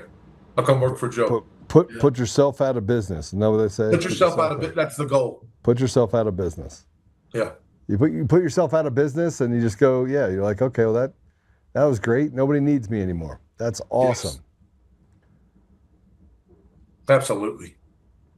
You know, one of the things that hit me when you go from one life, I always say the difference between you and I is that when I was younger is that you got caught, I didn't. But one of the things that as you start to mature your life and you start to accept Jesus as your Lord and Savior, as you start to get involved in the part where you start reading scripture and you're like, man, I really don't, it's scary because you're reading it and you're like, I don't want to be that goody two shoe, because you still have this hard exterior. Like, I don't want to be the guy that's that good. It's hard. It's like this transition. You go like, no. I'm going to get to the part where I can say, F it. which is the two words that put men back in that position, put anybody back in that position. Just say it only takes a couple little stumbles and you're right back in it where you were before. Mm-hmm. But you're deathly afraid to get back there. But you know you're going to go back there. So once you have one stumble, you're like, F it. I'm going there anyway. Because you're afraid to be who you know you can be. Right? And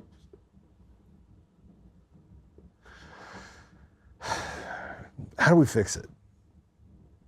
You know, I'm all for, so I'm sorry, I'm going to say this. I'm all for holding people accountable. People need to go to prison for doing bad shit.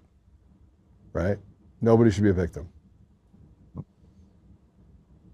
At the same time, how do we fix society to the point where there isn't the haves and the have-nots that are so divided? And this is the problem that I have. This is the struggle that I have in my brain. Like, I look at it and I go, well, I did it. Everybody's like, well, Joe, if you could do it, everyone could do it. That's just not true. The obstacles that I had to overcome in my life in order to get to where I am were immense. Immense. And Jason, you just said something. You're like, I just got done stumbling. Right? Yeah. And you just, on this podcast, just looked in the rearview mirror again. Well, it's an old habit, man, you know. But I'm getting used to not looking, though. It's nice. It's not. It's nice not having to worry about the prison politics anymore. I can just come out here and be me, and by being me, I can help other people like me, you know, get their lives together, man, while I'm getting mine together at the same time. I'm learning just as much, you know. That's our terminology. That's our prison terminology also that is used in there. Politics. And we're not talking about the Department of Corrections and their political agenda. We're talking about us, the ones wearing green, and the hierarchy and the politics in there, and the code that you're required to follow in there. The longer you're there, and the, you know, that your character is judged on how well you follow the convict code. Yeah, well put. And Jason being able to come home, he talked about how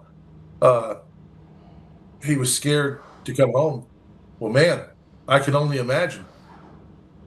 You know, this gentleman here, this man here, he talks about when we met. I'm a big guy and hard to deal with. That's the truth. I'm 6'4", 330. And we met in maximum security prison. And you got to be at your maximum hard right there. You have to be at your maximum hard. And I'm coming out of the hole. But his requirement, his convict code says, well, that guy looks like me, so we got to go take care of that. No matter what's on the other side of that guy's soul, we're dealing with that. We have to vet him.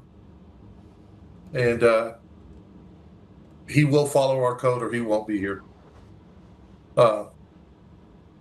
Jason's the kind of guy that if he shows up on one side of the prison, the whole prison knows, and then that prison is under his control.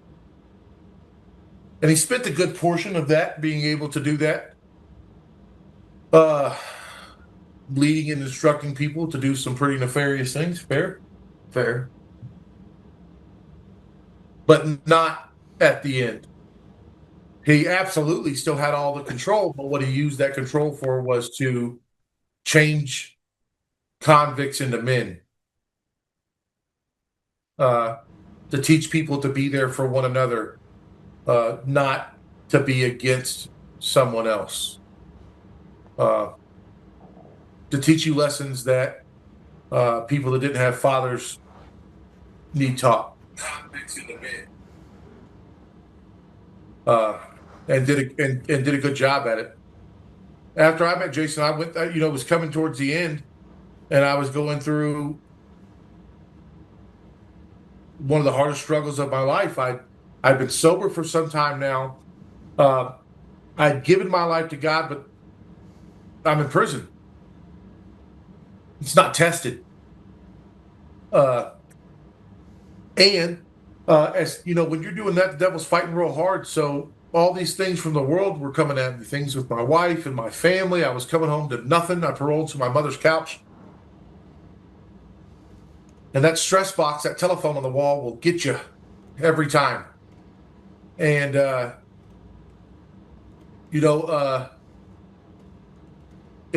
not many people will get to experience being, a hardened convict in maximum security prison and then crying on the phone to your mother or your wife. And then that phone call cutting off. And then you go into your convicted murderer gang leader's cell crying about what's going on with your wife, and as opposed to him saying shut up, him talking to you as a brother and as a man and helping walk you through it, even though he's been in prison since he was a kid and didn't get to experience it himself, telling you exactly what you needed to hear, guiding you to where you needed to be, making you a soldier as opposed to a missile. And those are two hugely different things. And so why would I not want to surround myself with people like that? Isn't that the best way to build an army? The world's full of privates. Anybody can be one. But there's a bunch of captains out there that you can surround yourself with, and they will create more captains. They'll create more lieutenants. They'll create more generals, and that's what we want. We want the strongest army in the world. That army must be for God and nothing else. It has to be first on everyone's list. You can't succeed otherwise. And any level of success that you can attain outside of that, it's empty.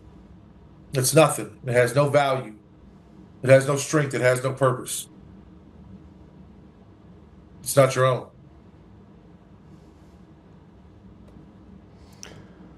So, what's next for Silver Linings?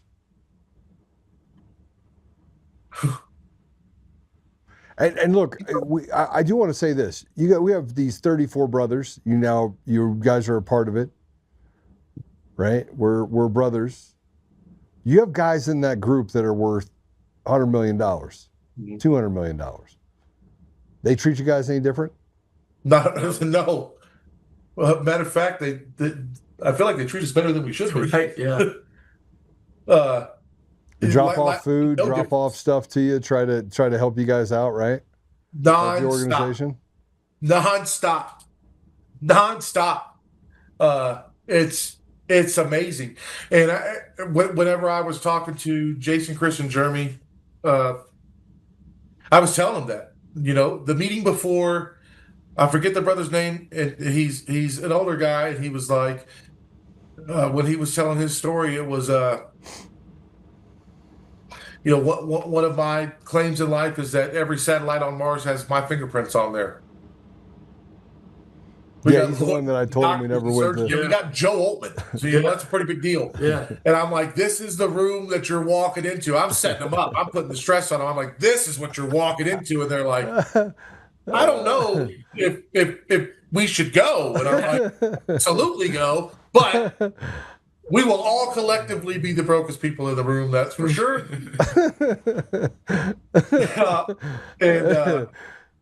I told him we didn't.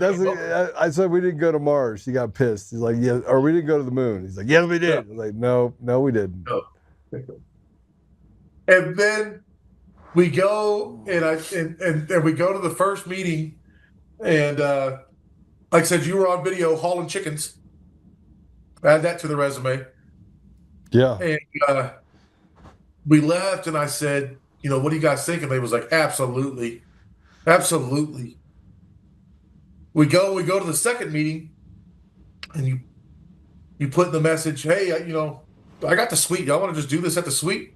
And so I looked back in the car, and I was like, hey, Joe's got the suite, the Nuggets game. Y'all want to just go there? And they was like, now? And Yeah, so they go in there and their eyes are just, Who oh is my this God. guy? Bucket list all of the way. And we left there, and I almost got jumped by security for my podcast. yeah. We're on the car ride home, and Jason texted me, and I said, "Long way, huh?" Yeah. And he said, "Absolutely, man." He said, "Absolutely." That was a bucket list thing for me. Yeah. That was so cool, man. But it's just indicative of this brotherhood, of this family, and what we want in society. And Joe, you've got this extreme surgical ability to bring people together and enhance their character traits so they got a platform to be able to do that. We're sitting here right now on your podcast. Yeah. You create this fraternity, and everything that you've done since I've known your name is bring people together.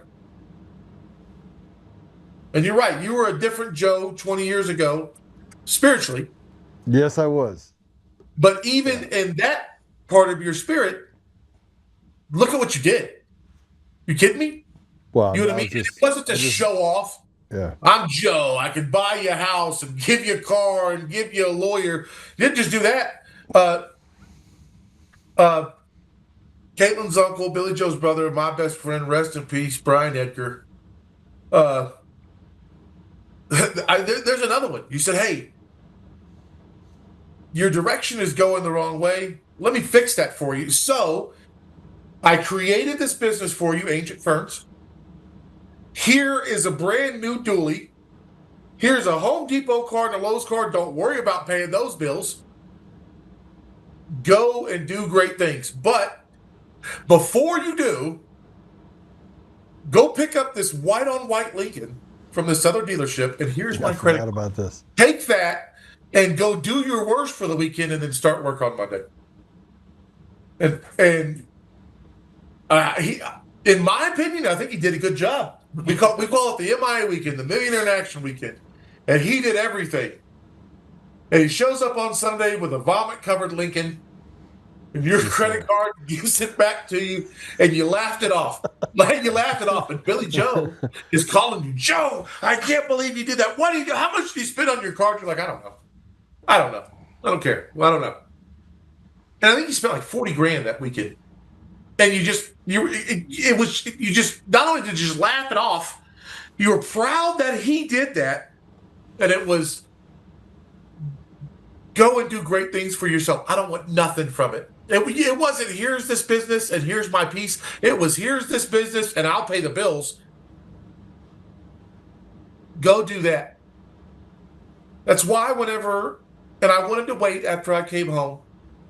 Silver Linings is a year today, but I came home July 11th of 23.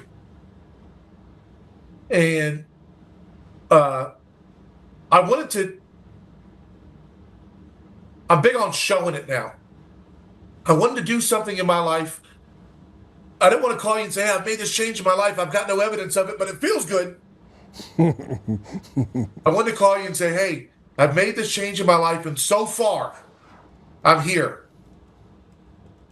And thank you for getting me there. Because if it's not men like you in the world, whether it's these extreme things, and these things that you've done in my life are extreme. These are huge. You won the lottery things. But every lesson, every man that you come across in your life, you give a piece of something. And it's not for you. It's not for return. It's for someone else. And look at who it's made you, brother. Look at who you are. I just wish I had Jesus back then. Look at how people feel when they see your face. Look how people's eyes light up when they see your name that's across the phone. It's Joe! Yeah, but then there's the other part. I have some people that don't like me either. Hence the fact I have to carry a gun. If people don't like you, you ain't doing it right. And you got some people that really don't like you. Yeah. Yeah. You don't just carry a gun, you carry a couple of gun stores, and you probably should, which means you're doing it so right that people Devil's got an army too. Yeah, he does. No question. He sure does. I do wish if I could go back in time with Brian, I wish I could have done differently. I wish I would have been harder on him in a different way because, obviously we know how that turned out. So. Rear view mirrors. You rear view mirrors. He's using it against me. There you go. Yeah. Rip it off. Even on this, did he say it to you? Yeah, absolutely. Even in this podcast. Yeah. Yeah, no, but listen, I got to tell you something. Jason was at we were at the game, and I can promise you one thing you learned in 34 years, Jason, it's to bury your emotion, except for in your eyes. Nobody can see it except for those people that know how to read it. And we all went through. Jason had a pocket knife that looked like he could open a can with it. What's he going to do? He's going to stab a fly with it, probably give it a little laceration. Right? And they acted like he was there, like, oh, you have tattoos? Get over here, boy. We're going to take care of you. We're up in the suite. I didn't know he wasn't there. So They did not see if I was going to that suite. Jason's like this. We go downstairs and you just see pissed off in the eyes Jason. And I'm like, bro, sorry we left you behind. I didn't see you. Because we had like 15 people, 20 people that we took upstairs. Yeah. And it took Jason a couple minutes to come down from that. And it was like, he got in the suite and it was all over. He's like, okay, I'm good. Give me a cheeseburger.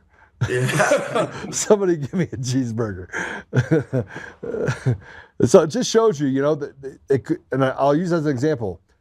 And I said it to you that night. I was like, listen, it's good. Just water off a duck's back. We're sorry we left you there. I didn't see you. I apologize. Right. But the reality of it is that was one of those fuck it moments. Those are one of those things where you look in the rearview mirror quick, you grab a mirror quick, you do all the things, but it doesn't matter how it's going. It's the fact that you had that stumble that wasn't even your fault over basically a tweezer knife, right? And so there's an opportunity to learn from it though, because then we're like, okay, all's good. But I know what it feels like to be stuck in that obstacle. And I think that's the thing that we've got to teach these kids. We got to teach people, this next generation. We got to teach them that we got to be able to problem solve. We got to do it without, going to the fentanyl pipe or going to the liquor store, right? We got to do it so we can literally just love on each other and get to a place where we can also be accountable and accomplish great things through work, in Him, right? Jason was baptized Sunday. What? Jason was baptized. I sent you the video. I don't know if you had a chance to see it. No, it didn't come through. It did not come through. On Sunday. I baptized Nikki, a friend of mine. I baptized your niece, and then I baptized Jason. And each one, I kept them in the water right behind it. Extra long? The video that I sent you? Make them suck on water a little bit? Oh, I kept Jason down long. Water was cold before he went in. It was boiling. All right. Hey, I'm sending you this. Oh, it does work now. Okay, hold on a second. Man, I feel like let's go to 112. Hold on.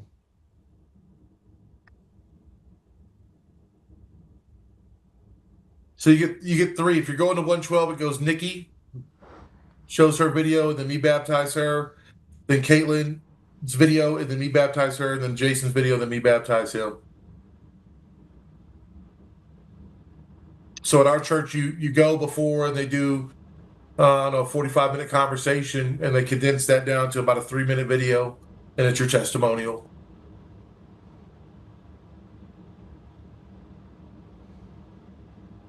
And that was a big one.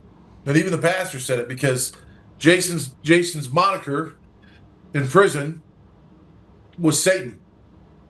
And so the pastor being able to say, hey, even Satan got baptized today. And you see, we don't call him that no more. He's been called that for 34 years. Feels weird even saying it now. It does. Feels weird. It feels, you know what I mean? Yeah. Because that's not That's not the name that God gave him. God gave him Jason. Man's name is Jason. Ah, I'm looking at it right now. Sorry. I'm going to have to watch them. That's a big That's one. awesome. Congratulations, Jason. Thank you. Thank you. Congratulations, Caitlin. I know she's sitting in that room behind that camera. Cheesing. Yeah. Cheesing. All right. How can people follow you? How can people help you? How can people contribute? How can people see? Tell us how to follow you. So Facebook is where the most information about us is. We have our website, hopehappensslr.com. But, you know, we don't have a media department, so I built that website, so forgive me. That one right there. That's on the right, you got my niece Allison and my sister Angel. Angel, so you can see on the far left, being Angel, this past year has put some stress and weight loss on her. She's going to be so mad at me that I said that. And that's her daughter, my niece Angel, right there. That's our grand opening. That's a year ago when we cut the ribbon. And that is my partner in crime. I can't take. She's amazing. She's amazing. I can't take the credit. You know, my job is numbers in the principal's office. We're able to reach as many people as we do because of the skills that God has given her.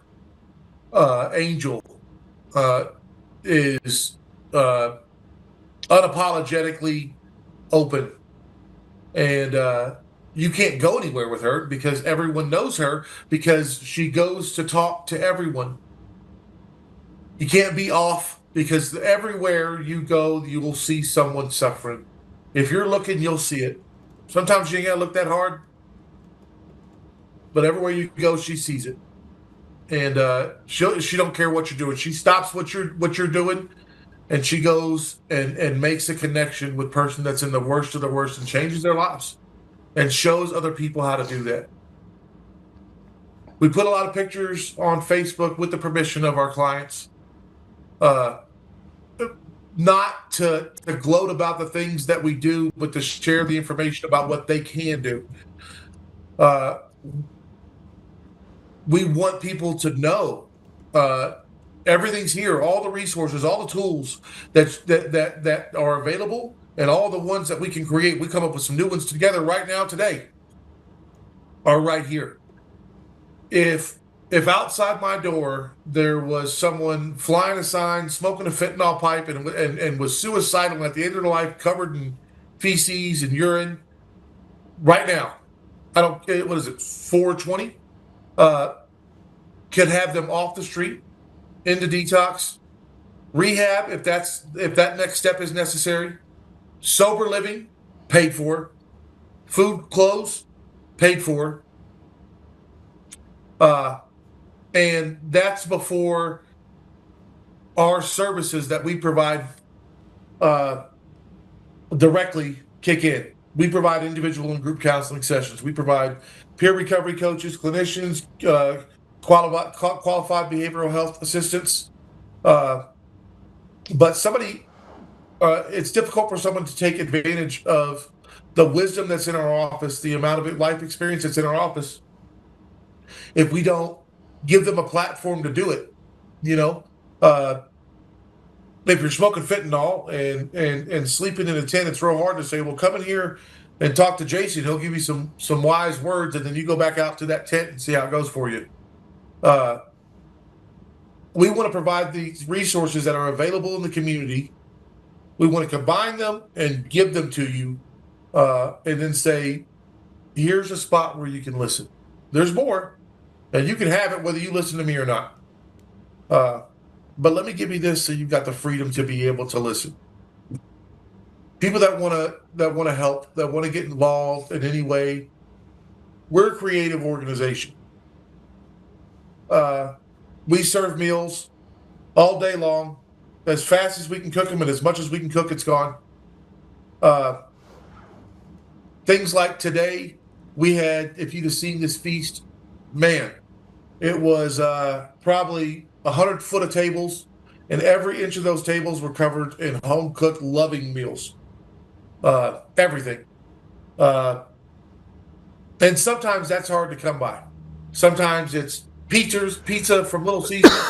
Well, the first thing we got to do is we got to fix your link for your donate now link online. It's broken. Yeah, I didn't do that. I'm not good at that. So we're gonna have to fix that. So, but they can go to hopehappensslr.com. Correct. Okay, it's in Colorado Springs, Colorado. Yes. I'm gonna have you guys on again, Jason. Next time I'm gonna make you talk more. All right. So, and I'm gonna bring on some of your other team members. I didn't mention him because I didn't know if he wanted to be mentioned because he's not on the show. But yeah, it's all good in the hood. Maybe get Angel on as well. I'll get you everybody that you could have on. I'll fill the room. All right. Brothers, I thank you for telling your story and being so vulnerable and authentic. I thank you for the work you've done in the Brotherhood. And I thank you for the work you're doing to save these young men and women from themselves on the streets. So obviously give everyone my best. I love you, and I will see you both soon. We love you too, brother. Thank you for having us. Thanks, Joe. It's been an honor. All right. God bless you, brother. Yeah. Yeah. Amazing. And you'd say, well, that's not the same story as having someone on from the election stuff or someone from, this is actually more important. This is actually what makes our communities go around. And before 2020, this is, I was remembering the story that he was talking about with Brian and what I did way back 20 some odd years ago, 21 years ago. And yeah, I've always kind of been the same. But I didn't really have Jesus in my life then. I was kind of I partied hard. I partied like a rock star. But very, very, very, very, very good men. Good men that make mistakes. It makes you think about the people that you come into contact with. Yeah. Let's read some of the comments. Thank you, Adam and Jason. Prayers up to you all for organization. Love you, brothers. That's from Jeff. Jeff, thank you. Good job, boys. Refreshing, shows us hope. There's lots of hope. Chris says, I struggle with the love thy enemy commandment. So do I. Man, it's so hard because I don't like being treated as if I did something wrong. When people attack you for 5 years, you lose humanity a little bit. This show reminded me that I've had that humanity for a long time, and it's been a blessing. Okay, let's talk about some other stuff real quick. Tolerance. We talk about Jason and we talk about Michael and Adam, and we have this brotherhood, and not everybody feels the same way. Some people don't like President Trump, some people do inside this brotherhood. Now, I had the one guy did not make it could not make the cut. Just gonna tell you, he did not make the cut because he called me afterwards and says, I can't believe you like Trump. And I was like, so? Like, I don't really care what you think, right? I didn't ask you about whether you liked or didn't like Trump. I didn't care. Like, we're supposed to be here to support each other. You don't have anybody in your family that likes Trump? And he goes, not that I talk to anymore. I was like, well, you're off the island, bud, because you got a bunch of people that like Trump. You got a bunch of people that respect Trump. You got a bunch of people that will serve and do the things that are necessary for the ideals that Trump represents. So, and not the ones that they say and they lie about in the media, but the ones that he's actually doing good within the community in order to make things safer, like going to, Ward 7 and Ward 8 in Anacostia and taking care of those people by putting National Guard there so that these really bad people stop shooting people in the community, the gang members. Now, there's two sides of this. One, I love on gang members when we're playing on the football team, but if you were to shoot at me, I'm gonna hurt you, right? I'm gonna pray over you when it's done. This is the perfect example of being in conflict with yourself a little bit.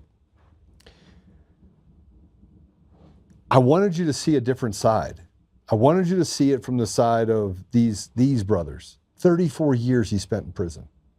34 years. And I got to meet Michael on Saturday. What a great young man. Susan Rice says, great show today, Joe. Love for my enemy is that I don't want him or her to go to hell. Yeah, so Jeff, I'm going to tell you something. When I say this, when I say this, these are my brothers. When I go play football and I get the chance to play and compete, they're my brothers. Now, if I step off of that and they try to do something harmful to somebody else, at that point, they might still be my brother, but they're going to meet their maker real quick. And I don't mean just being stupid. I mean doing real harm to people in my community, right? And so we have to walk. I think it's a delicate walk because people are always trying to figure out what side, what football jersey to wear, right? And I'm like, don't wear a jersey. Just go out there naked. You know, strut your stuff. It is important that we get back to a place where we can bridge the common ground. The common ground has nothing to do with ideologies. It has everything to do with community and doing the right thing based on basic ethics and morals. And you can still love on someone that has a different agreement than you do. They're not your enemy. What's our enemy is the people that have divided us. And both sides are unhappy. And those people that are dividing us have put us in this bad place and have used useful idiots in order to get things done. I want to show you a little bit of that. This is a TPUSA event outside of UC Berkeley. This is the ex-home of Eric Coomer. After a Trump supporter and Antifa members started brawling, go ahead and play cut two. Break it up! Break it up! Police! Break it up! Police! Break it up! Hey, white boy! Break it up! You're bleeding, bitch! Yep. Hey, white boy! You're bleeding, white boy! Hey, white boy! White boy! You're bleeding! Break it up! What happened? What happened, white boy? Relax. Take a deep breath. Relax. Relax. What happened, white boy? Hey, white boy! What the fuck happened? Guy tried to rob me. Okay. You guys step back, please. You guys can film, but just talk now or you... Hey, you got cracked up. You got cracked, motherfucker.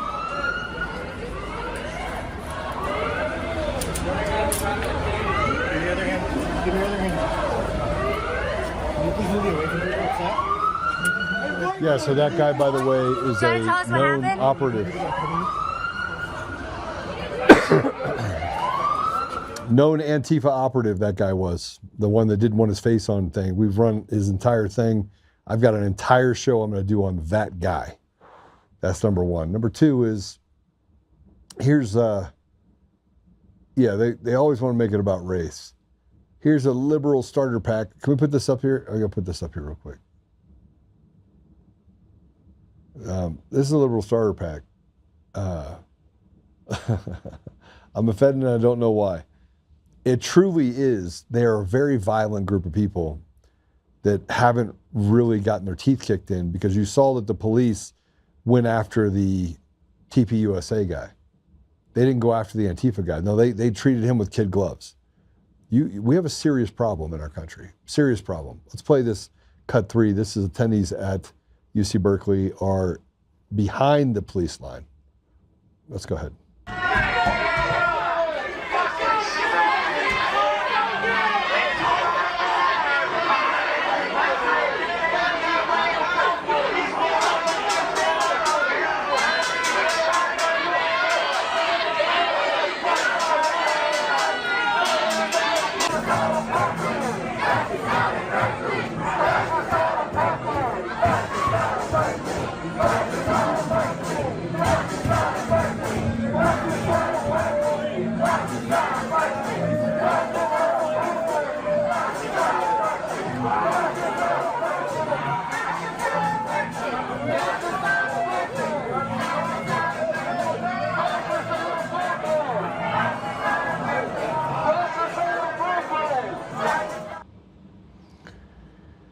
And this is what it looks like when attendees are trying to get into UC Berkeley. By the way, they say Nazis not at Berkeley. Just so you know, they're acting like Nazis. They're actually exactly what they say they're not. That's why I call them useful idiots. Antifa is the most infectious, disgusting, most evil group of people everywhere. Now, with that said, I had a beautiful conversation with a Antifite, literally, a couple days ago. I was at a coffee shop. He was wearing an Antifa shirt. I walked up and I was like, "You believe that bullshit?" He's like, "Yeah." And he stood up. And I was like, "I wouldn't stand up in a posture because I'll put you right on your ass." I said, "I'm gonna ask you some questions You want to answer them, you want to have a civil conversation, great. But if you act like you're tough in front of me, I will throw you around like a rag doll. And he's like, okay. And I was like, sit down. And he sat right back down. And I was like, great, can I sit down and talk to you? So I did. Asked him a bunch of questions.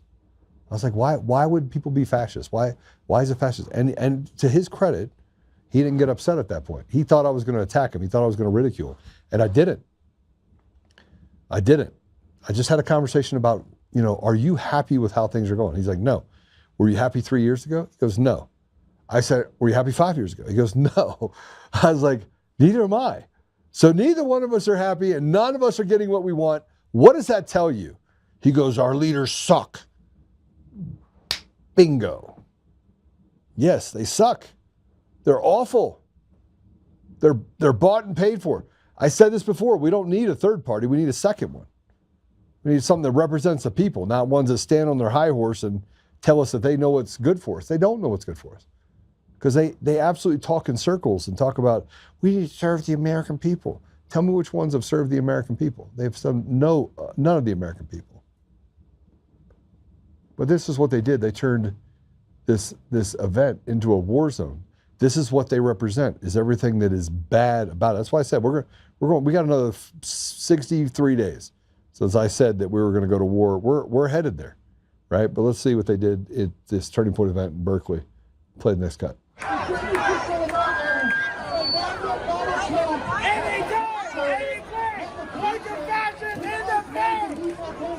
Yeah, go ahead, punch me in the face. I want you to.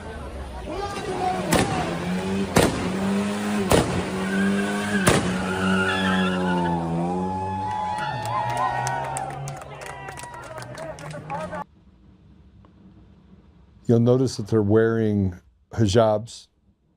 You'll notice that they're wearing masks. Look, if you're a real man, you don't need a mask. You're not afraid of anybody knowing who you are. You're right? You're on the right side of things.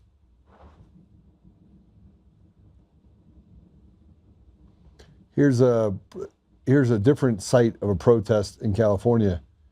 There's a woman who was confronted at a protest about what she was protesting. Let's go ahead and play it. And with having a pathway. An opinion when this isn't your land. This is mine. You're a Get white. off my lawn. Here goes the crazy one. You're a white girl. No, I'm not. I don't- Okay. Calm down. No, I'm very calm. Calm down. Get off my lawn, This is not stolen land. Yes, the fuck tribe? it is. The I'm ones Chief that of were Homicide. the ones that were eating people, or the ones that were enslaving No people? one Which fucking tribe? ate anybody. Which That's tribe? a racist goddamn lie that you guys use to justify our genocide. You're being racist to me, saying that I. There you go. I would have punched her. I'm telling you. There you go. There's the assault. That's the third assault today from the terrorist. Terrorist? Yes, the terrorist. This is my land, So you buddy. consider terrorism? That's Oh, he just no, assaulted that me. hurt your feelings. That didn't infringe your rights. That just hurt your feelings. Well, no, No that's one's assault. oppressing no, you just here. you just commit a crime. Oh, did I? Yeah. Did I? You did. And she was arrested, which is good. This is a lady named Jennifer Welsh, says Trump voters shouldn't be allowed to eat ethnic food.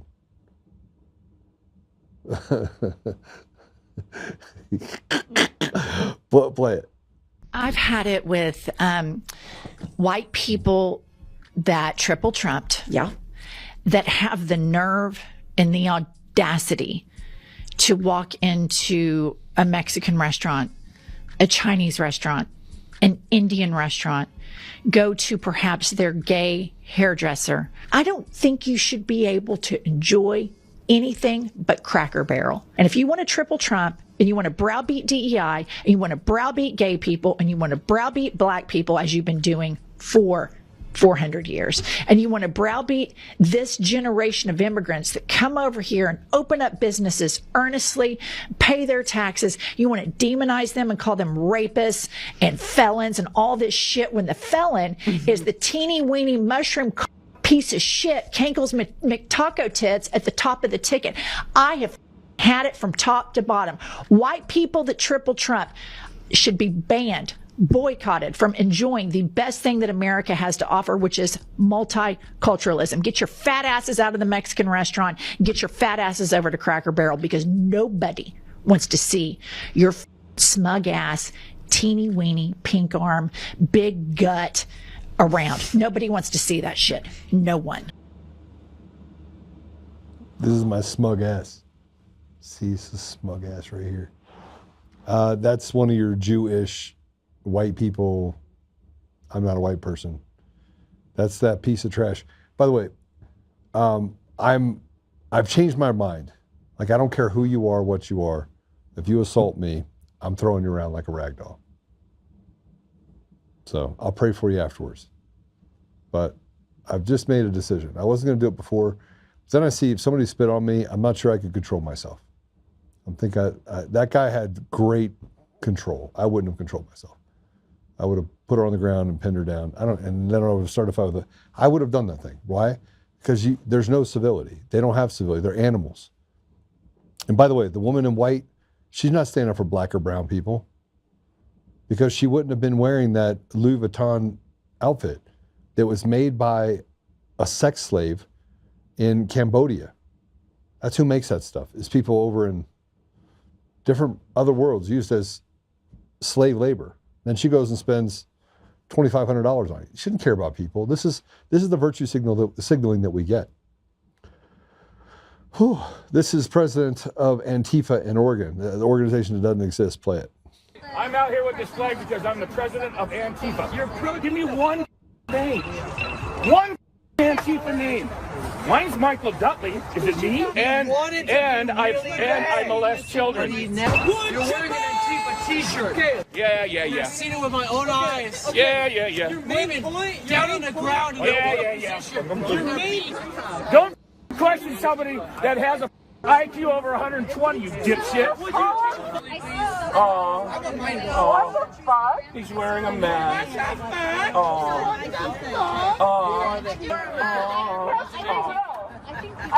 Sexually, children. Your children. Tell everybody. Yeah, you need to go home here in a little bit because curfew. You know, back in the 70s, we had to go home. As soon as the street lights went off and come down and got dark, we had to be home. That was back in the 70s. Don't be complicit. Just, yeah, right? Are you MAGA kids? When they MAGA kids. And you don't MAGA with kids. all of the ideas. Spent all your fentanyl money? MAGA. Hey, Mike, have you spent all your fentanyl money yet? I don't know you, so I'm not answering you. Have you spent all your fentanyl money? Wasn't enough the first time. You will continue to be. You steal your medicine from your grandma?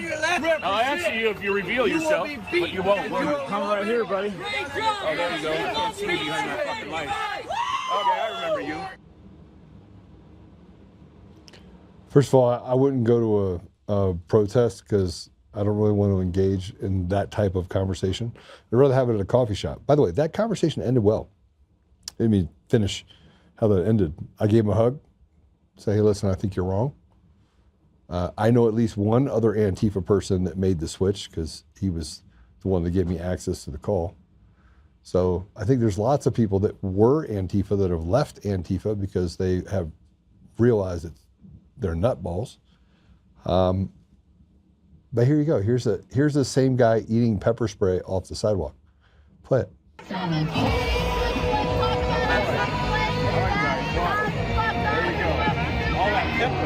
All that pepper. I can handle it. All right. Don't bother me a bit.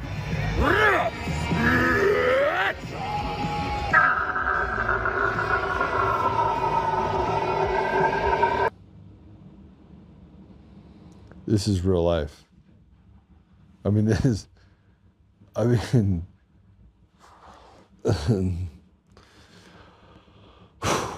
man, we have come really far when that is considered somewhat normal. Like, we can't have a conversation, we have to lick pepper balls off the floor.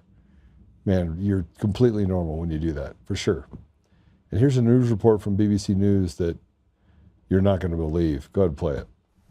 Now, transgender woman's milk is just as good for babies as breast milk. That's according to a letter from the medical director at University Hospital Sussex NHS Foundation Trust.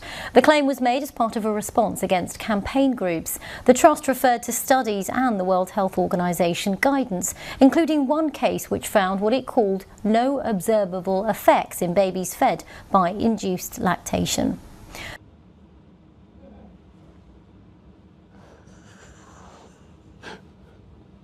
I can't do it. Yeah, over here you have beautiful women's milk, and over here you have battery acid. They're both just as good for you.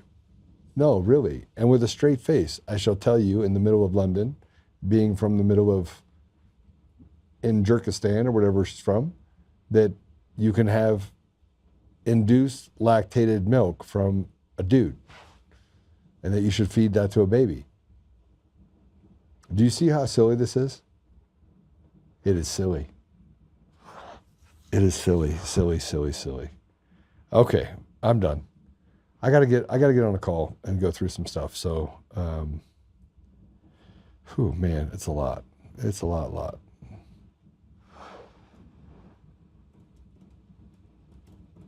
All right, let's pray this out. I gotta go. Induced lactation. That's what they said, Allie. I wanted to show people where Allie is because she abandoned me for the second time, moved away from me, and moved to a different state with all of my nieces and nephews. But now I got a place to go visit, so that'll be good. And I'm glad you guys are in a more sane place. If anybody wants to comment on the fact that it's normal to lick pepper balls and put it on your gums, which is what you do, I guess, when you're playing with cocaine, then if you can justify that, somebody can justify that for me, I'd really appreciate it. I'm not sure any normal person could. I never fully understood why God destroyed the world in a flood until these things. Living in America, 76, you're right. Allie moved out of Colorado. Yes. Dr. D moved, gone. Yeah, I think I have literally hit the Powerball of stupid when we deal with some of this stuff. But I also think that a large part of our population is left behind on both sides. Nobody's happy right now. And we're not happy when a J6 bomber can just basically run the streets and run amok and then have people like Julie Kelly stand up.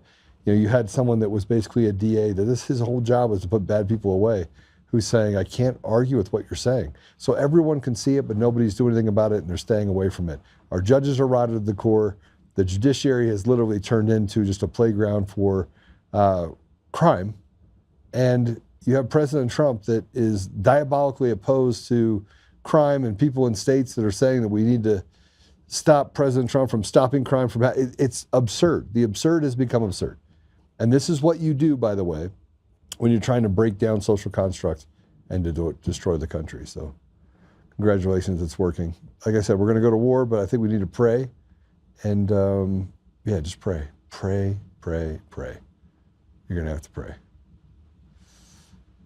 Okay. Father God, thank you for the opportunity today to have such amazing guests. Thank you, Father, for the redemption value of today's episode. Thank you for the men that have torn off the rearview mirror and they're doing righteous things to help others lift themselves up. Father, we're grateful for the people in our community that have been able to see what is truly happening, whether they're Democrat or Republican or independent. We are grateful, Father, that we have the ability to see with our own eyes what is right in front of us as they sit here and lie to us over and over and over again. Help us, Father, that we may stand together. Help us that we may find a way to maneuver this, whatever this is. I don't even know what it is. It's demonic. And that you'll make us so that we can serve our part. I'm concerned, Father. I look at it and the calmness that I have is knowing that one way or another, I know that your will be done. But I ask you to give us the tools, give us the ability, and give us the strength and courage to stand against this ridiculousness that we face. Father, we love you, and we thank you for the blessings you've given us in our life. I say these things in Jesus' name. Amen. All right. Mental illness on steroids. Yes, it is, Gammy. Yes, it is. All right, I'll see you guys later. We have a new Facts Blast on the website. It's on page 1. Go look at it. It's freeing Tina, so Veterans Day hostage in her own country. Just to let you know, she was a Gold Star mom, serving 9.5 years because of a corrupt judge. A corrupt, terrible judge. That's what our country's become. We need God's vengeance right now more than ever to stop what's happening in our country. And we'll have it. We just got to be patient. We got to remain faithful. All right, God bless you all. See you soon.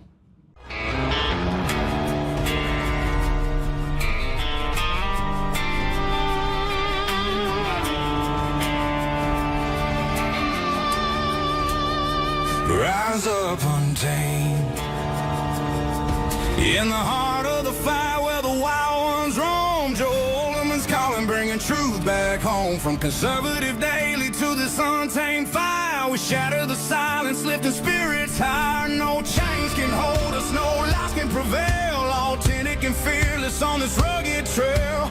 Patriots gather under stars and stripes. Untamed nation, igniting the night.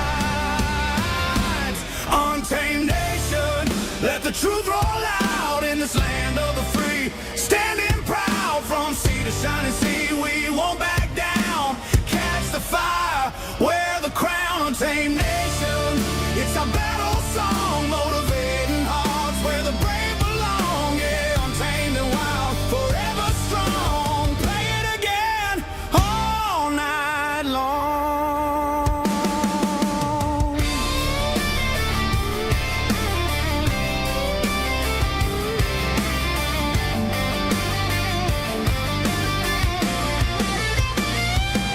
Break the mold, chase the real. No more games, time to heal. Joe's voice leads the untamed crew. Truth matters through and through. Untamed nation, let the truth roll out in this land of the free. Standing proud from sea to shining sea, we won't back down. Catch the fire, wear the crown. Tame nation, it's our battle song, motivating hearts where the brave belong.